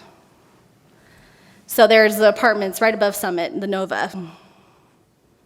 And that area is way closer to Brown Elementary School than it is to Hunsberger or Lens. I see what you're doing there. You're combining two items on us. Thanks. I am. Throwing a little wrench in there. Yeah, I am. Okay. Adam's taken note of that, and thank you. Just because I know all these new apartments are also being built in certain areas, and those need to be thought about as well. Yes, thank you. Okay. I appreciate that. Sure. Okay. Here we go, folks. I'm gonna call on Polly to just anything that you can share as far as history, because you are our longest standing members here tonight, and you have been a part of these discussions and all of this. So if I'd like to give you the option to start. Okay. Polly Boardman. I'm not sure where to start, but I totally understand the veterans and the lying down and the double diamond concern and the overcrowding of Poliquetus. I don't think that we had any options really that put people in the double diamond that didn't overcrowd double diamond when we had Poliquetus relieved. So I completely understand why we went with the drainage several years ago. We looked at the veterans part, and it just doesn't work. It's too many kids in those neighborhoods. Regarding option 6, I don't like the pocket because that goes against our values of having little pockets in there, little B next to little A. I just don't like those little pockets. It makes it look like we're carving out neighborhoods, and then we're going to end up in 10 years like, why do we have this notch here? So I appreciate all the work that Adam and the team has done, and I like the comments that we've gotten, and I like how even it looks now. Obviously, we were surprised several years ago, and we worked on those numbers for Double Diamond and Poliquetus, and then when it opened and it was overcrowded, we all sat here like, how is that possible when we look through numbers? So it is possible that things don't go as we think, but this is pretty scientific with what they do with the numbers. So, I'm pretty comfortable with what we've talked about with option 2. Just really quick. So, Adam, A and B, are they connected? Or isn't that veterans that goes right between them? Or am I looking at the map wrong? No, that's correct. I think that's a good clarification. I'm going to wake this guy up here. This line, so Veterans Parkway, right, it weaves through the drainage here. It's straight north and south, and then this line between A and B is Veterans Parkway. So even though they look right next to each other on the map, there is Veterans Parkway in between them. I think, Adriana Publico, for the record, I think Polly raises a good point. What is that little corner in B?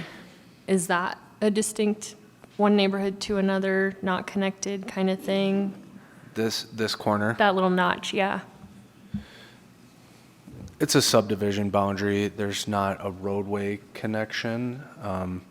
There's a drainage way connection right here. So I believe there are paths, pedestrian paths. There's pretty extensive pedestrian path network throughout this entire community, but it is a distinct subdivision. So from a roadway standpoint, and really just in the interest of trying to come up with scenarios on logical, reasonable boundaries, that one exists there.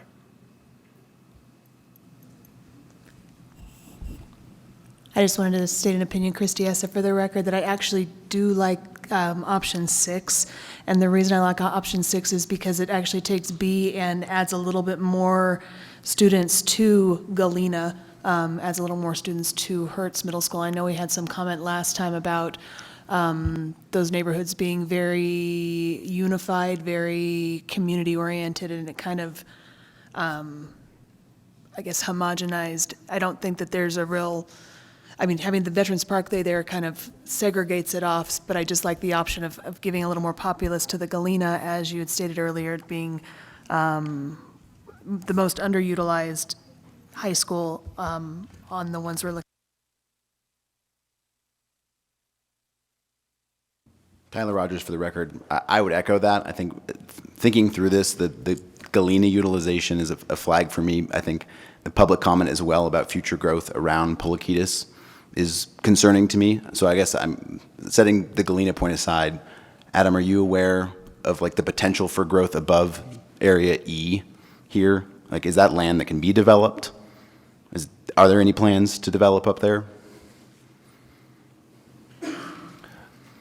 Yeah, yes and no. If we went back to the previous item, you'd see that this, what was it called, Wrangler East area extends a little bit further to the south here. Ultimately, Wrangler Parkway will be extended all the way up and connect to South Meadows Parkway, and all of this area will be part of that Daybreak Wrangler East development, and that's really the extent. Anything further up into the east and the north right here is getting into the undevelopable terrain. Okay. Christine Hull, for the record. Adam, could you go to the aerial? I think it's really hard to see here, but kind of behind Polakitas, and a lot of that sort of blank space is not developable. It's all waterways.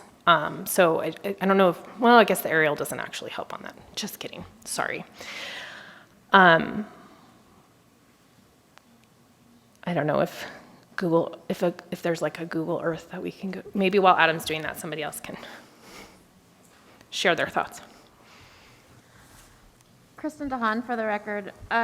So you had talked, Adam, about Galena and how it's got the highest variance right now, but those are primarily legacy families. So is that incorporated into the numbers here of when those legacy families have moved out and then people aren't variancing out quite so much? Did that make sense? To the best of our ability, yes. I'll just try and find a slide that depicts future Galena enrollments. Thank you.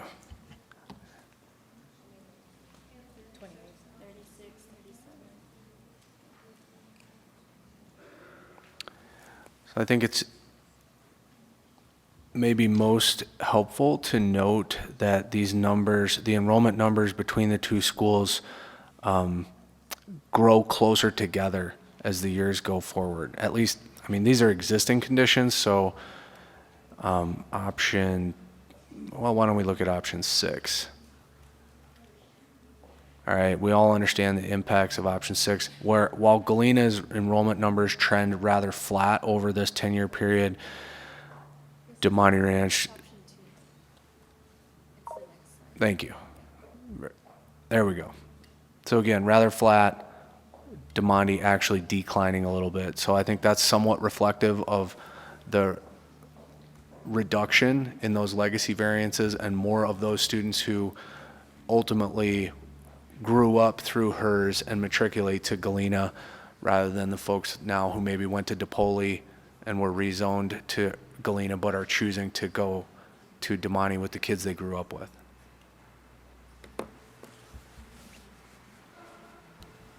Do you have any, Christy Hester for the record, do you have any information on the area F, what has been brought up as far as the splitting of the area F numbers,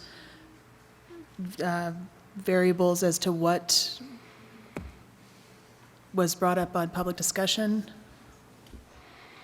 Not specific numbers, no. We can look at the geography a little bit. This is the drainage way where demarking area E and area F. This is generally area F as we've been referring to it over this evening. And on one of the previous slides, or on multiple slides, we talked about the fact that there's approximately 70 existing elementary school students in both E and F, respectively. So if there were a way to logically subdivide this, perhaps in half, you could expect a similar reduction, but I don't have a way to calculate that offhand.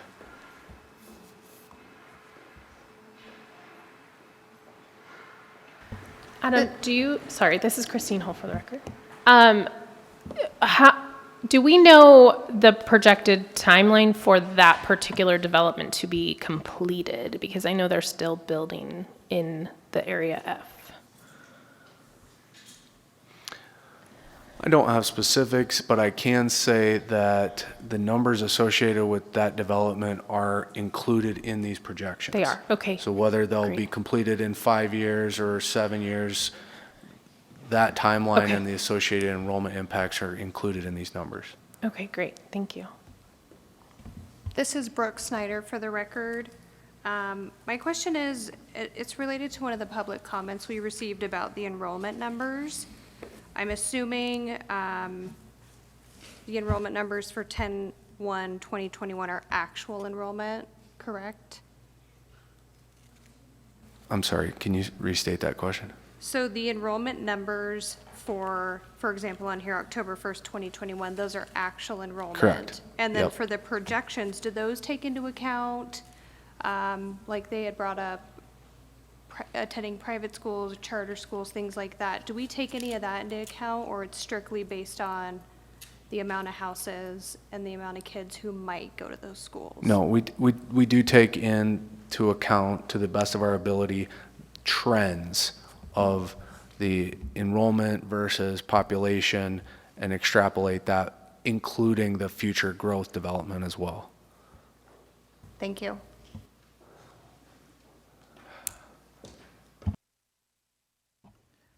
Lauren Rushing.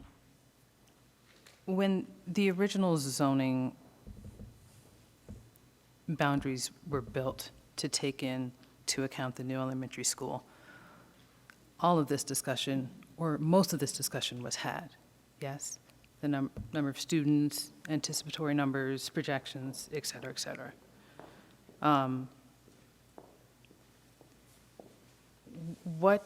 Has there been any significant change other than what you expected to happen with the population growth? Like someone commented that there was a new facility in the last, or a new residence in the last 3 years that had been built. I mean, were the numbers just really surprising? Like Polly said, when Polikitas opened, it was a shock. Was the growth that much that it was just off? In short, yes. I mean, we spend our full-time jobs trying to predict the human behavior associated with enrollment growth. When I said before that nobody's more frustrated than us when we miss the mark on these projections, that's not an exaggeration. This entire process took place in 2018, or rather 2017 and 2018, in advance of the opening of Polikitas. And when it opened with greater than expected enrollment numbers and has continued to grow in enrollment at a pace faster than expected, we were all surprised and frustrated. And I'm not going to bore the committee or the public with conjecture about exactly why that may have been. The development, the residential development, the pace of that has progressed largely as expected.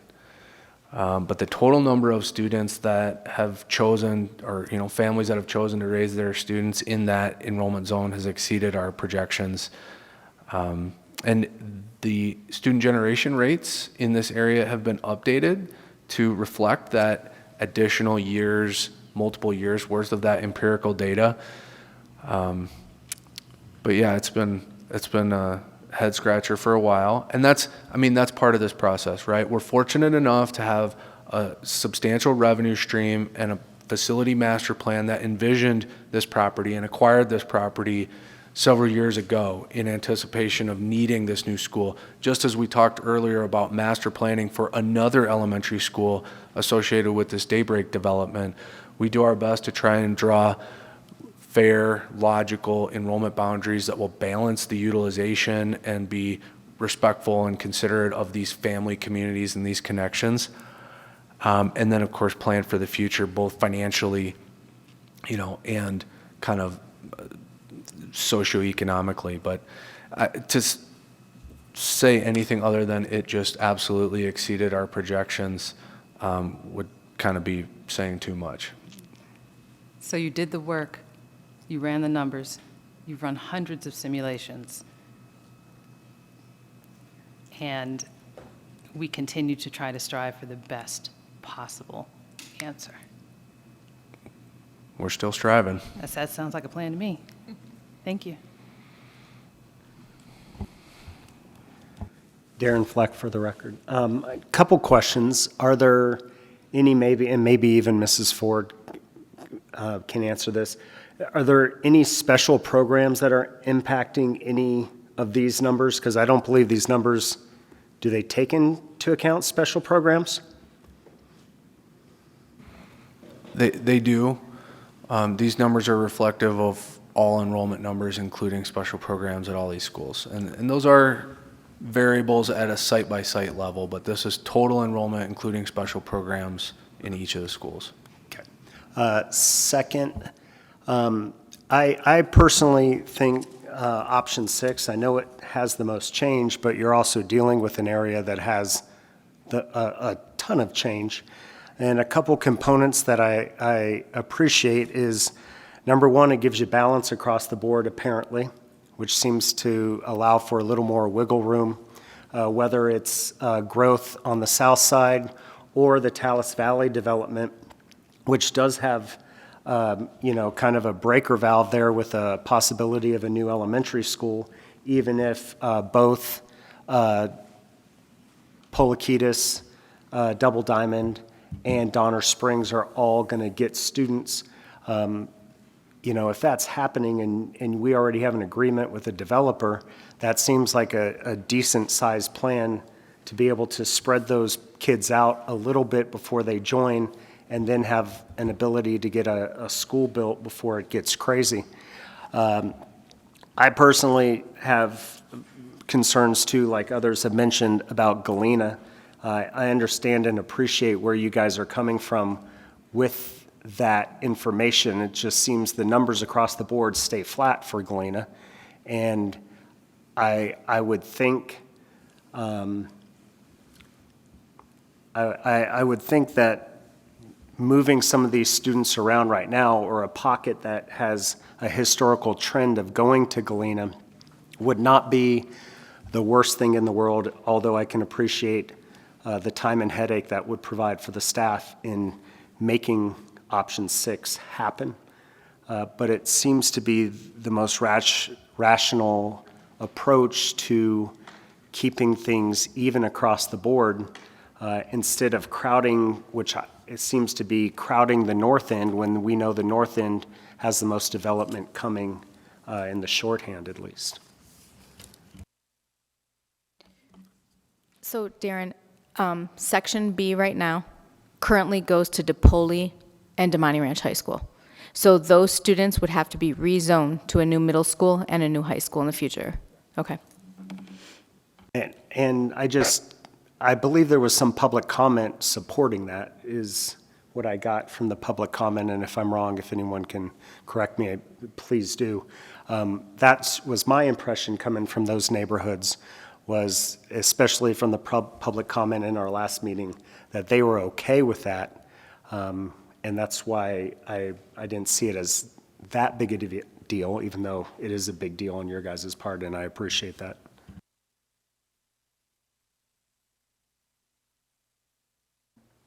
Tyler Rogers for the record. I'm glad you brought up the potential for the future school.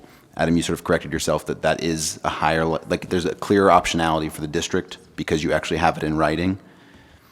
Can you expand a little bit on that of like, does that mean that, assuming we have the funding to build a building, that like if Polakitas does get overcrowded, that like that's building that school is sort of an easier decision or an option for the district? We have options.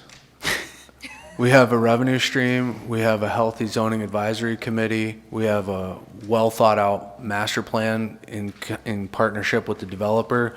We have a signed agreement between the developer and the school district that speaks to intentions of a potential future elementary school. We have revenue to purchase that land and then decide later if we want to build it or when we want to build it. We have options. 5 years ago, we were talking about multi-track year-round as far as options. So what exactly the future might hold is a different discussion, but I think we're well positioned to meet the needs of the future regardless of what those might be. Good to hear WC1's doing its job. Christine Hull for the record. Adam, I know that since the last meeting, we've discussed, we've had a lot of comments about the traffic situation for Area F. So I could be imagining that we had this conversation, but I believe that there was some information from the city of Reno that there's, once Rio Wrangler goes all the way through, there was some conversation about that particular area. I really could be imagining this, but I don't know if you remember. Was there any information about Yeehaw? Because that's where it comes off of Life Church. That's the one that we've gotten a lot of comments about and concerns. Sure. I mean, I don't have a lot of specifics. For sure, the intersection of Rio Wrangler and Steamboat Parkway, I know is in what they call the Regional Transportation Master Plan. Oh, okay. For That's what it was. possible Okay. improvement. I don't know specifically any either Washoe RTC or City of Reno proposed improvements at Yeehaw and Rio Wrangler. Okay. But just like all of the aspects of the public infrastructure in this area, active growth being monitored by the appropriate agencies may or may not lag the demand a little bit, Okay. but it's on everybody's radar. Okay, so that was what I was thinking of. I'm sorry. That was the Steamboat Rio connection there. Okay, thank you. So I am kind of hearing from the committee that there are some of the letters in this alphabet soup that we feel really comfortable making some changes to. So I just conferred with our district legal advisor. And we can make proposals to just a specific letter if we feel really, really comfortable with, like, let's just kind of piece what we feel most comfortable with, or we can make a proposal to choose one of the big options. So I wanted to make sure that everybody felt really comfortable with that. I think that the district staff has spent a large amount of time over the last month combing through all of the public comment, looking at all these streets, talking to all of the people who handle infrastructure in our area, looking at numbers, speaking to staff, speaking to principals. So I do think due diligence has been done, and we've had 3 meetings about this, and we need to move forward with some decisions so that families can plan, so that when a new principal is hired for whatever Rio Wrangler will be called, that they have some numbers in place to plan for. So I do think we need to move forward with some decisions tonight. So if anybody feels like they would like to make a motion. Christy Hesse for the record. I would like to motion that we move forward with option 6. However, I'd like to put the caveat on there that the section F be looked at just a little bit farther and then further voted on at a later meeting time, just to get more information on subsectioning out letter F.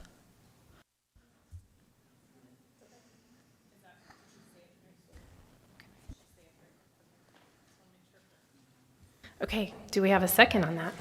For clarity, can we just remind ourselves of what is in option 6 in the alphabet soup map?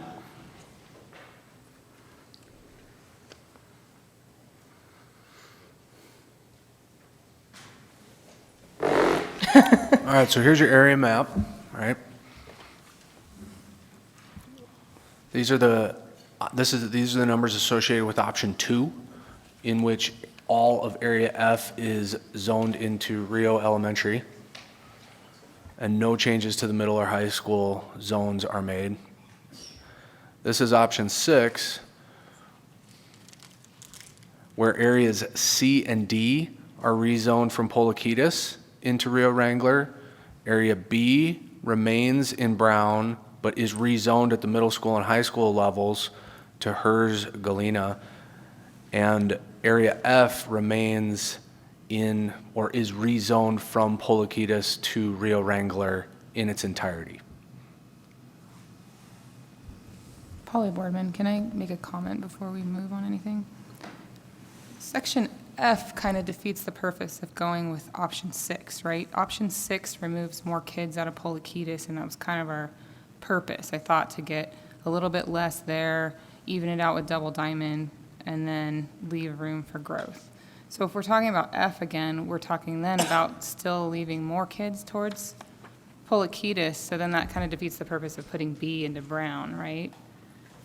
I mean, I think that that would bring our numbers back up, and we're back looking at like option 2. So I'm not really sure why we would be separating out F when they all come out of the same area, and they would be Polokitis versus Rio Wrangler. I just thought it seemed like it came out of left field a little bit from what we were talking about.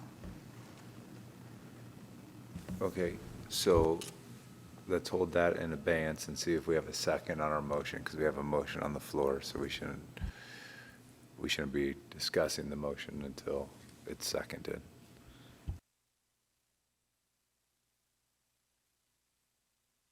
Okay, so do we have a second on option 6, but pulling out area F, right? Pulling out area F to look at that neighborhood further. Did I get that right? Yes. Okay, do we have a second on that? Natalie Geisels, I second that. Okay, now we have discussion. Thank you. Adam, Christine Hull for the record. For area F, could we go back to a map of that area? Sorry. Do you have any, did you and staff have any, do you have any background on looking at this area, or because it was a neighborhood, it was always looked at as one grouping? I don't have a deep familiarity with the streets and the community, as some of the public comment has described. You know, just for the purposes of discussion, Area F is indicated to have approximately 70 elementary school students in it. If we were to come up with a scenario where half of those students were able to remain in Polokitis and half were rezoned into Rio Wrangler, I think that's what we're talking about here, potentially, if that logical boundary results in a 50-50 split. So you're talking about option 2 here, which has all of F in Polokitis, a scenario, option 6, where all of, pardon me, so what we're talking about is option 6, which has all of F in Rio Wrangler. So if we were able to take, say, 35 students out of Rio Wrangler and keep them in Polokitis in this scenario, that's kind of what it would look like. So put 35 students onto the Polokitis numbers and take 35 students off of the Rio Wrangler numbers if we were able to find that perfect dividing line throughout that area. And that's what you hypothetically would end up with. Again, option 2, we're up at Polokitis at in 23-24, 570 students. Polokitis, or in option 6, 27. So you know, now I just back myself into a mental math corner. But Really Polly's point, you'd be quickly, I back think to it would close these actually almost even out it would almost be the exact numbers. Right, I think that's kind of what Yeah. Ms. Boardman was trying to make that Yeah. point. Yeah, it was 43 or 35, but then you have half the people still taking that left turn and half not. I mean, it's someone taking a left turn, I guess. I don't really get why we would just move that further. Remember the scenario where F stays in Polakitas in its entirety is option 1. Right. Which we saw before results in Right. Polakitas remaining at Right. an overcrowded state.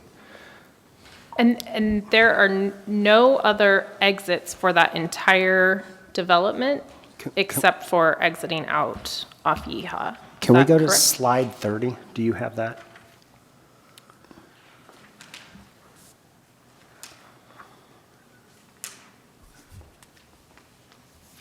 So F is below the dotted line, correct? Correct. There's other exits out of that community. They're more circuitous. Okay. You know, Yeehaw is right here.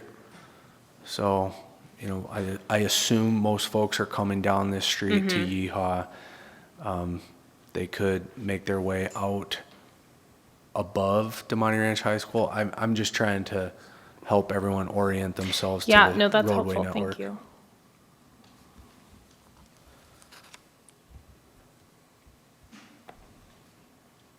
But that roadway behind Demonte does connect to the development. Yeah, this all connects. These are all public streets. Okay.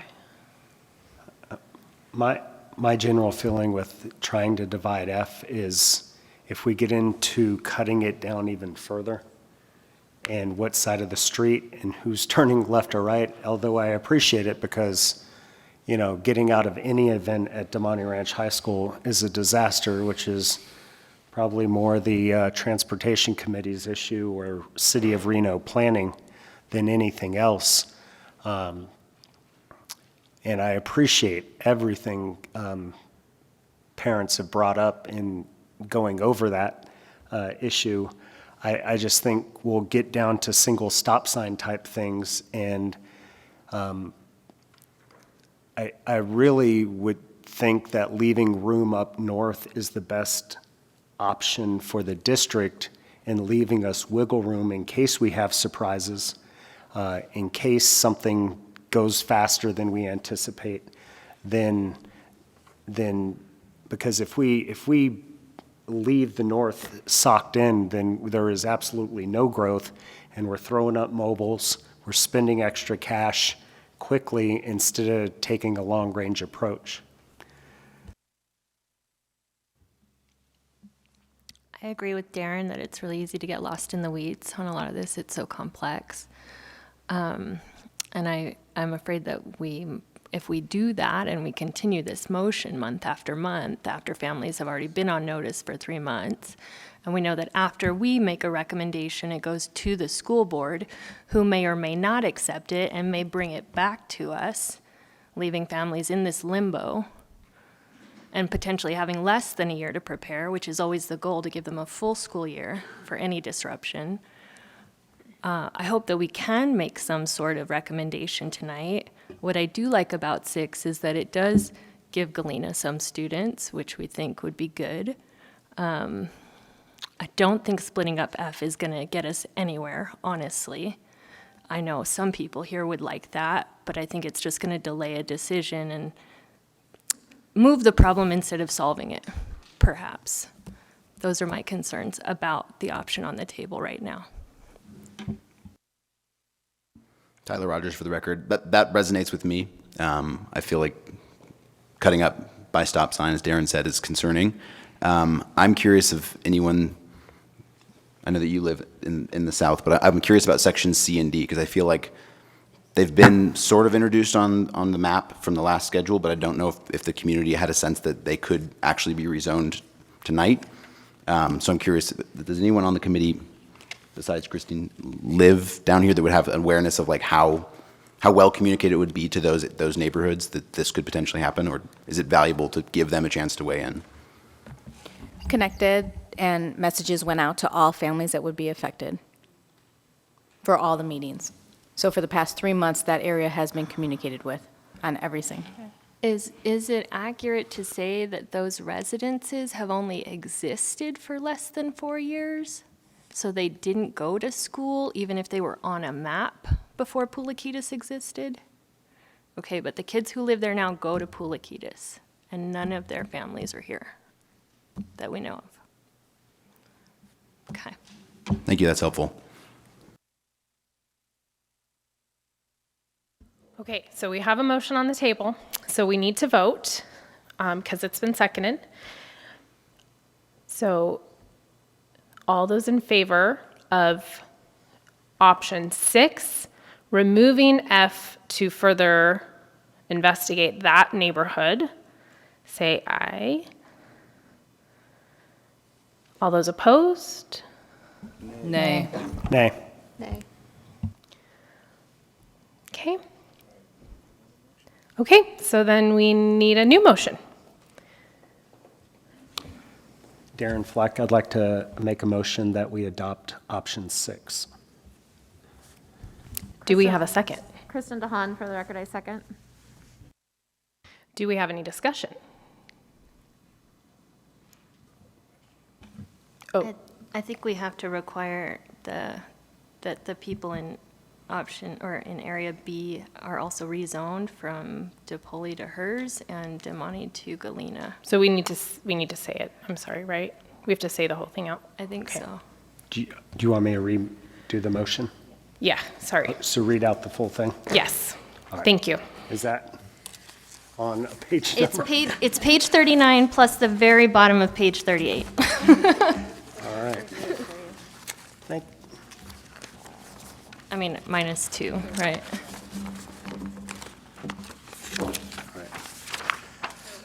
So Darren, it would be B, area B would be rezoned, All right. would stay at Brown, but would be rezoned to Marcy HERS and Galena High School. So that's the high school Correct. portion of it. All right. Okay, So I'll give it a go. okay. They said if I made the motion for option 6 that I explicitly have to state B going the high school changes. Does anybody on the committee not understand what the term option 6 is? Does everyone understand what option 6 is? Then option 6 is fine. It's written on a slide right here. Okay, sweet. All right, so we have a motion and a second for option 6. We have discussed this at length, but I will ask one more time if there's any other discussion. Hearing none. All those in favor of option 6, please say aye. Aye. Aye. All those opposed? Motion carries. Thank you. All right. Should we take a quick break or should we power through? Power. I feel like a lot of people need to maybe use the facility, yeah? Everybody's drinking water. Okay, can we take like 5 minutes for everybody to just quickly go to the restroom? And then anyone who's here for item 2.04, please make sure you filled out your green card. Thank you so much. Okay, we are back. Maybe. Adam's wrapping up. Okay. I've got a question for you when we're done. All right.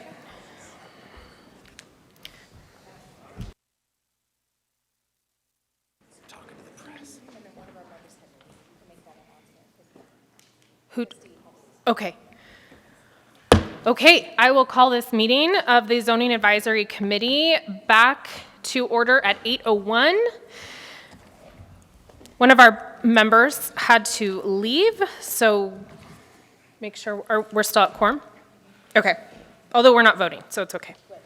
Okay, so we are having an information and discussion only for item 2.04 on possible attendance zone changes impacting Elizabeth Lenz Elementary School and Ted Hunsberger Elementary School for the 23-24 school year. Adam Searcy for the presentation.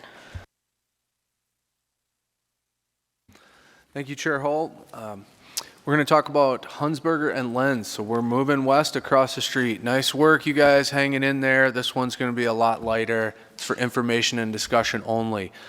Orientation time, we've got HERS Middle School. If you haven't been there, sneak preview, April zoning meeting. We're looking to go up to HERS. This is Arrow Creek Parkway, HERS Middle School, right next door, Hunsberger Elementary School. And if you've never been through this neighborhood, you should check it out. It's a really neat school and a really neat neighborhood. Lens a little off the beaten path, buried up near Piccolo and Foothill. Anyway, these are the existing enrollment boundaries. We did not modify these enrollment boundaries in any way associated with the HERS Middle School enrollment boundary adjustments. We went through a whole host of other schools and middle school and high school enrollment boundary adjustments at that time. This was not one of them.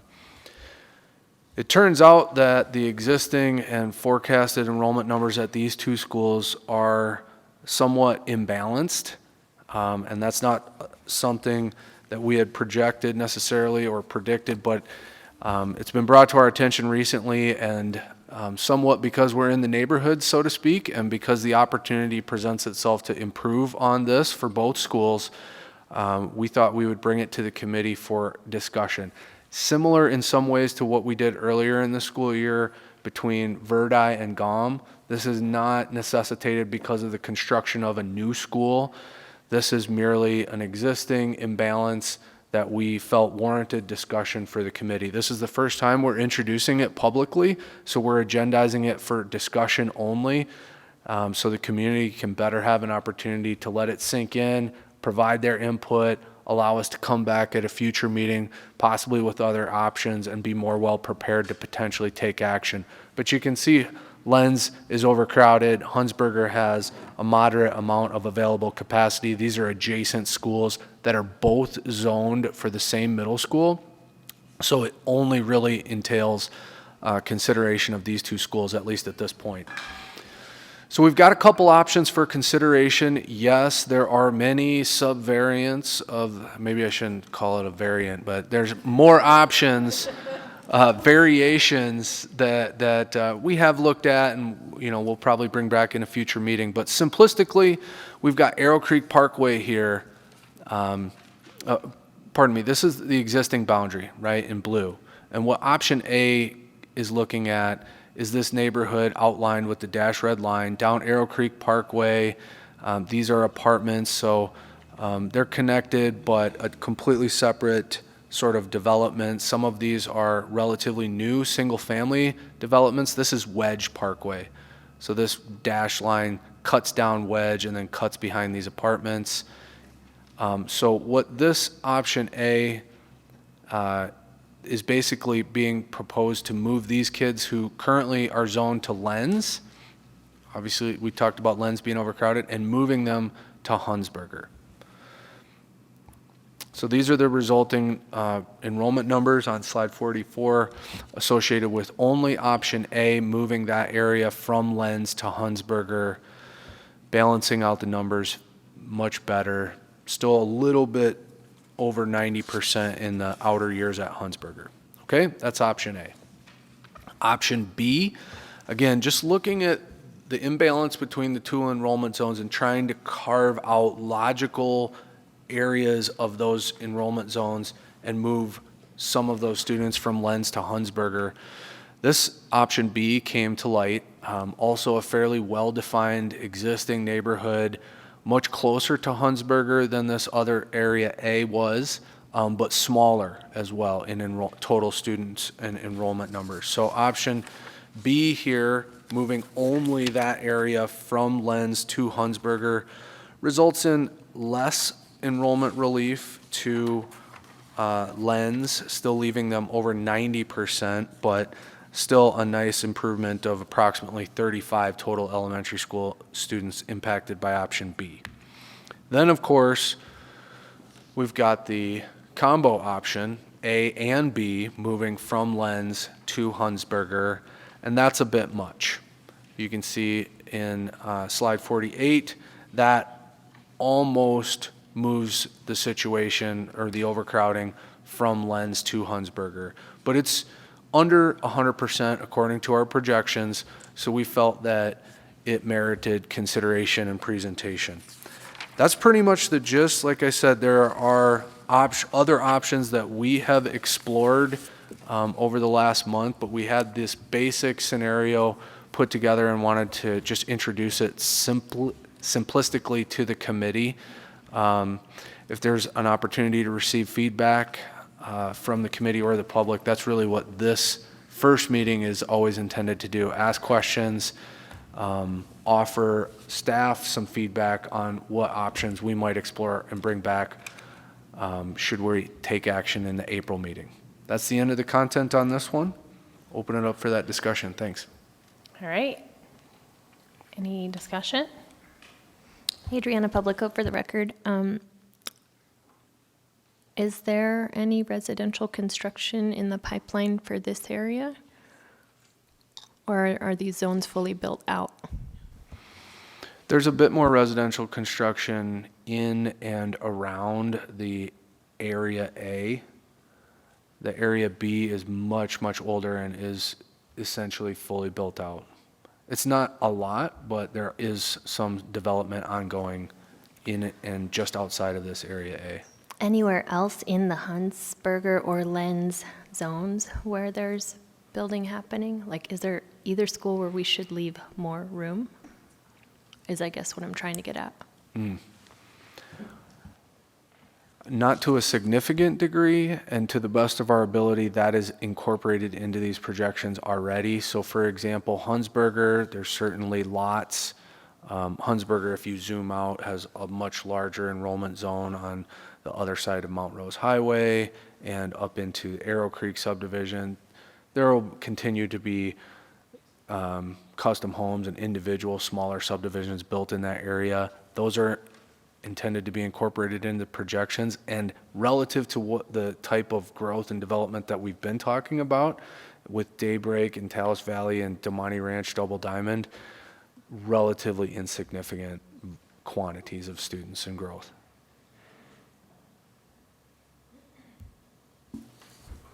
Tyler And Natalie Rodgers. Geisels, sorry. The blue, kind of the blue red line with option A, what street is that cutting down? Like that neighborhood? I guess the dotted red line with It looks like it's Yeah. Zalezi. yeah, right there? Yeah, that's Zalezi.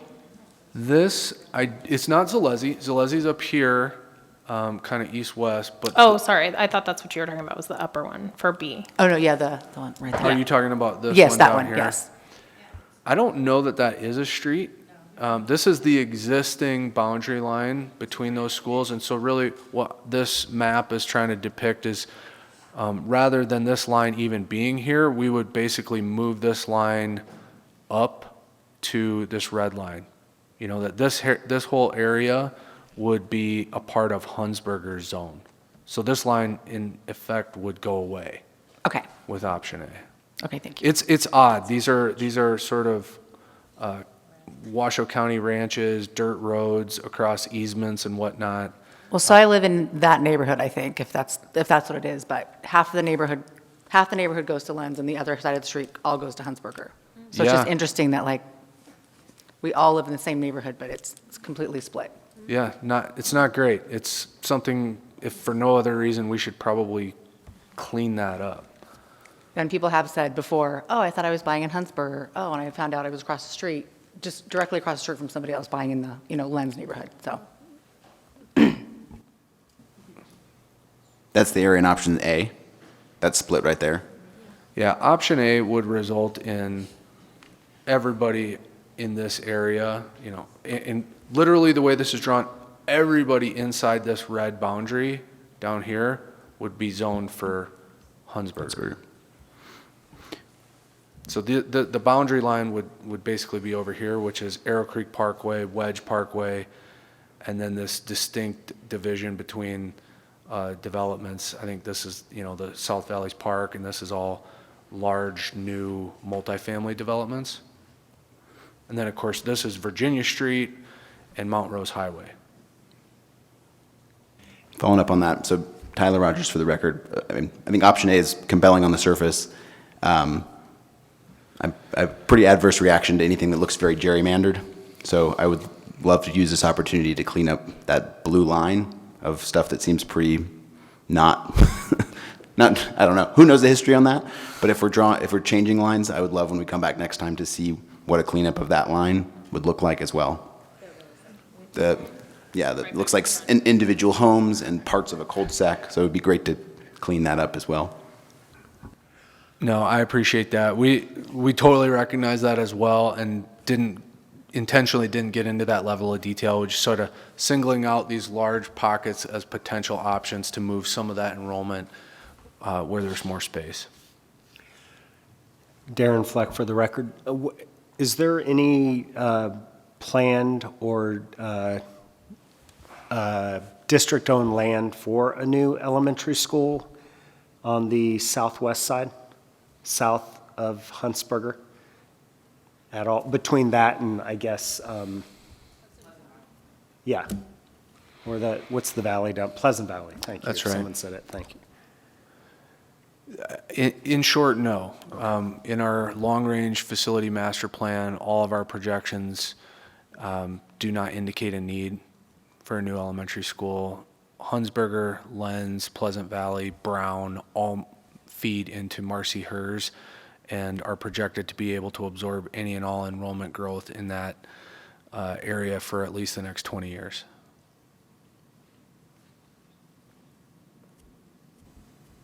Okay, I think we have several families who came to share their thoughts on this initial presentation. So if we have any public comment.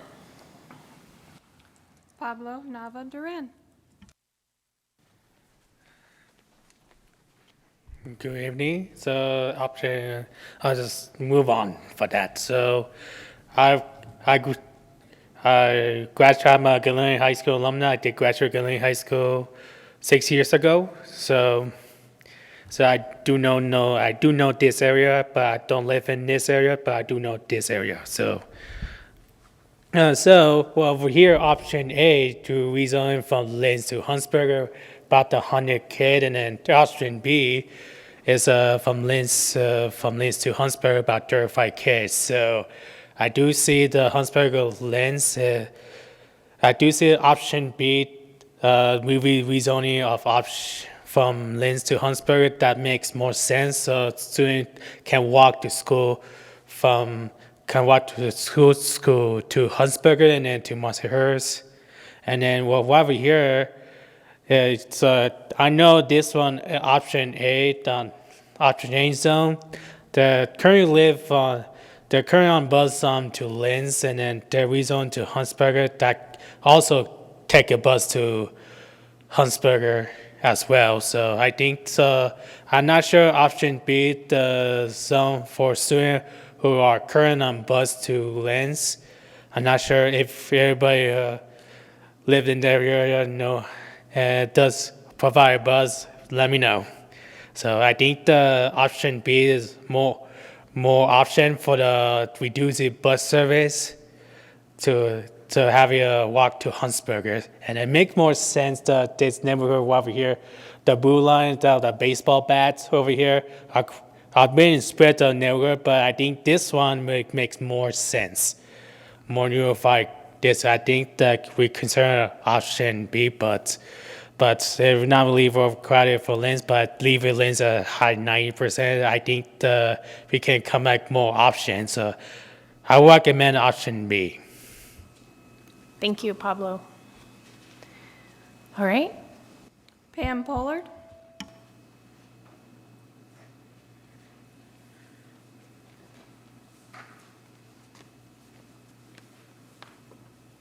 Hi, I'm Pam Pollard. Thank you for your time this evening. I really appreciate it. There's a couple things that I wanted to bring up about this funky little zone here. I understand it's 100 if you move option A and then 50 of the other. You say there's enough room for 20 years for no new schools on the south side. But we tried to bring up earlier with that brown zone of not being able to come over that Virginia line to kind of help with that. And that's why we tried to bring it up earlier. I think it is a valid concern. My other concern is the grandfathering in. Right now, it says in the stipulations that 5th grade would get to stay at their own. My concern is the 4th graders.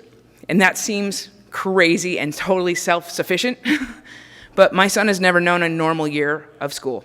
He was the kindergartner at Lens, got that ripped away, in and out of school all year last year. Again, trying to get back to normal. He gets finally something under his feet that's normal, and he's going to have to be transferred to another school.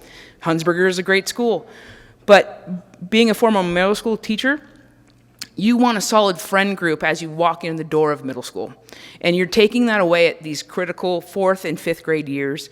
And yeah, we could get a variance if the principal allowed it, but that's a shot in the dark. And so I'm hoping that you'll extend that. I hate using COVID as a reason, but extend that for the greatness of the kids, that they need a solid foundation, and they haven't gotten that since they started elementary school.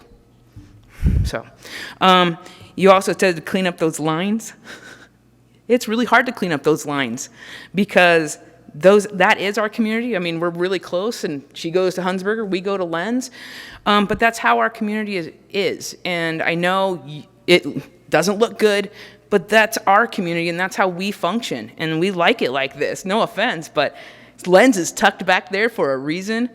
And this is just a Band-Aid on a bigger problem, but it's 100 kids, 50 kids. We just lost all our portables at Lens, or not all of them. They took out one of the portables this year to put in a ramp. We haven't even have that option of putting in the portable back in Lens. I know I used my time, but thank you. Thank you. Do we have any?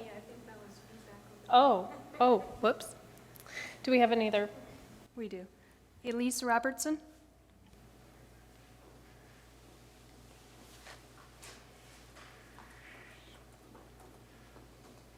Hi, once again, thank you for your time. I'm just sort of reiterating what Pam said. I wasn't sure what she was going to bring up, and that same thing, really extending that to the 4th graders, because again, these are the kids that started in kindergarten and got that ripped away from them, and just being aware that this is, let's not disrupt them again. And you guys have the rule, they won't be rezoned twice within an elementary school. This is sort of the same thing because they were rezoned for distance learning. And so now we're just getting back into school. We're just getting kind of our routine. We're getting that friend group established. Let's try and ride that out for the remainder of those elementary school kids that have had a rough start to their career. And also for the siblings, of course, if you extend and allow those 4th and 5th graders to stay put, making it so their siblings could stay as well. Thank you. We had email public comment from Dawn Martins, Julia Angst, Katie McHugh, Julie Sue, Bill Bowe, Angie Tolbert, Lindsay Fana, and Sabine Hesse. Okay, I think we have a couple of things to look at for next time. So just to clarify, this committee cannot make any recommendations about variances. That is the school board, the Board of Trustees. So, yeah, so Lauren, do you want to? The grandfather variance is in policy, and it's for the highest grade rising. So it is for incoming 5th graders. It would be the current 4th graders rising up to 5th grade. Attached to that grandfather variance is a sibling variance. So if the older student stays for 5th grade, the younger sibling is allowed to stay. The same thing's true at the middle school. It is the rising, so the 7th to 8th graders.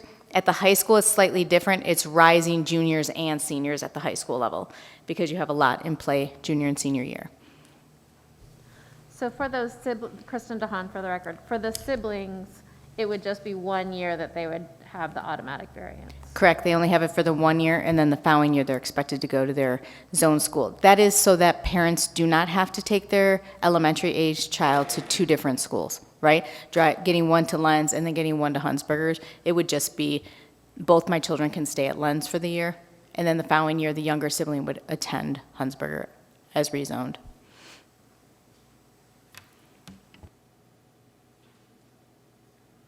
Is there a timing, like, requirement here? And this doesn't seem like there's a significant amount of urgency.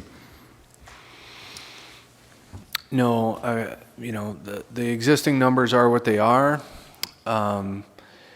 The timing would be the assumed, presumed timing would be 23-24 school year to give that full school year's advance notice should we take action. But there's no other external motivators with respect to the timing of this other than the existing and persistent overcrowding, and then the desire to not put it into effect next school year to give folks enough advance time or advance notice. If I can, so when you look at Lens and speaking with the principal, but the makeup of the school, all of his elementary classrooms are team taught.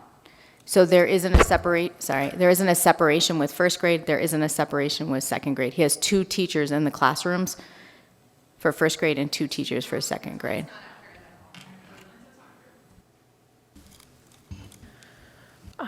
So if we could get some clarification on that, perhaps from the principal, about plans, especially because next year it's looking like it's going to be an even bigger number. So if we could get some clarification on that. I think there was also some questions about transportation. And so I know Adam's really good with his arrows and all that. So maybe next time although I don't know with spring break when that time is, I'm sure we'll announce that. But if we could get some information on busing and how that would impact transportation for the next meeting. I think those were, and then we heard from a couple people about some potential for the apartment complex that was built just above the summit. That what would the transportation impacts be for looking at possibly Brown Elementary School for that? They're that particular apartment complex is brand new and it is fairly isolated. I don't believe there's any other neighborhoods right next to it. It's kind of in between the freeway and the summit. So if we could just get some numbers on that and what that could look like, because we did hear several public comments on that and how that would impact. I'm assuming they're going to Hunsberger, just based on that map. Oh, they go to Lens. Okay. So if we could get some numbers on that. Thank you. No, I'm sorry. Yeah. Yeah, we're working on coming to PTO meetings for you guys for more clarification. Yeah, thanks. Okay, any other discussion on this item? Okay, do we have any other general public comment? Pablo Nava Duran.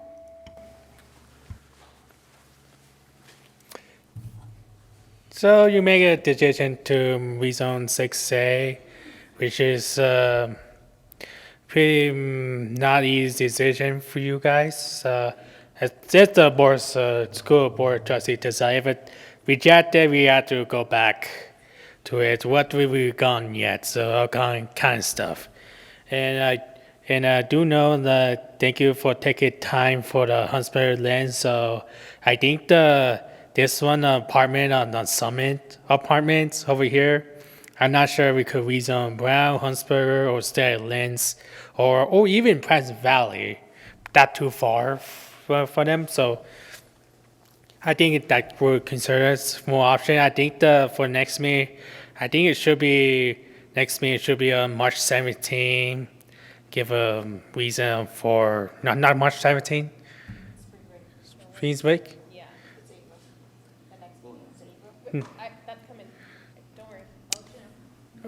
Okay, so go be April, and maybe Hunsberger or Hunsberger or Galena High School you want to take place, that's okay. So Hunsberger, Galena, so I will be here supportive for the magic school. I do know this neighborhood, but I don't live in this neighborhood, so So I want people to know the audience from this area.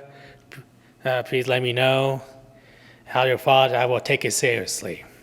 Okay. And I do know additionally, my neighborhood have been affected negatively because of a bus shortage. I heard the school district, the current bus shortage, that will affect student on graduation rate. That go from Smith Street to go to the Monument. So I had to take RTC bus and then walk all the way to Monument High School and all the way back home. I think the board could actually consider all the new work should be rezoned for the Monument High School for next year from the Monument High School. Moving Smith Street out of the Monument High School for next year to move it to Wooster, Hug, or Sparks. Because if we rezone to Hug or Sparks, that makes more sense because despite living at more than 3 miles of walking radius, they take RTC bus to the Hug or Spark High School. That make more problem, that'll solve a problem for the bus transportation. So I think might work for the Zone B on the rezone from the money to Galena remaining Brown Elementary School. That give our teacher bus to them. So if we rezone out of the money. So Okay. Great, thank you, Pablo. We do not have any control over transportation, but I understand it is a very large conversation in our community right now. Do we have any other general public comment not associated with any of the items? Pam Pollard? I just want to clarify one thing. Yeah, sure. Sorry. Yeah. Thank you again. Just really quick, the transportation with the Lens zone and a Hunsberger zone, if you split that, it will actually cause more bus routes because currently what is there with Mountain Gate in our community is 1 bus. So if you split that zone, it will be 2, at least. And the only difference is that the building types. So really focusing on why we don't have the portables right now because the same number of students go to both schools approximately. It's just the type of building that is the structure. And so my question is, why is this coming up now? I can respond to that. It's coming up because we've officially hit overcapacity at Lens. Only because they took away the portable. Well, so I totally understand, but the portables are not a permanent fixture of the building, and so capacity is the permanent fixture of the building. That's why our goal is not to have portables at schools. Sure, it's Yeah. just that it's an archaic building, and the structure of the building is what is going to cause us the issue. Okay. Sure.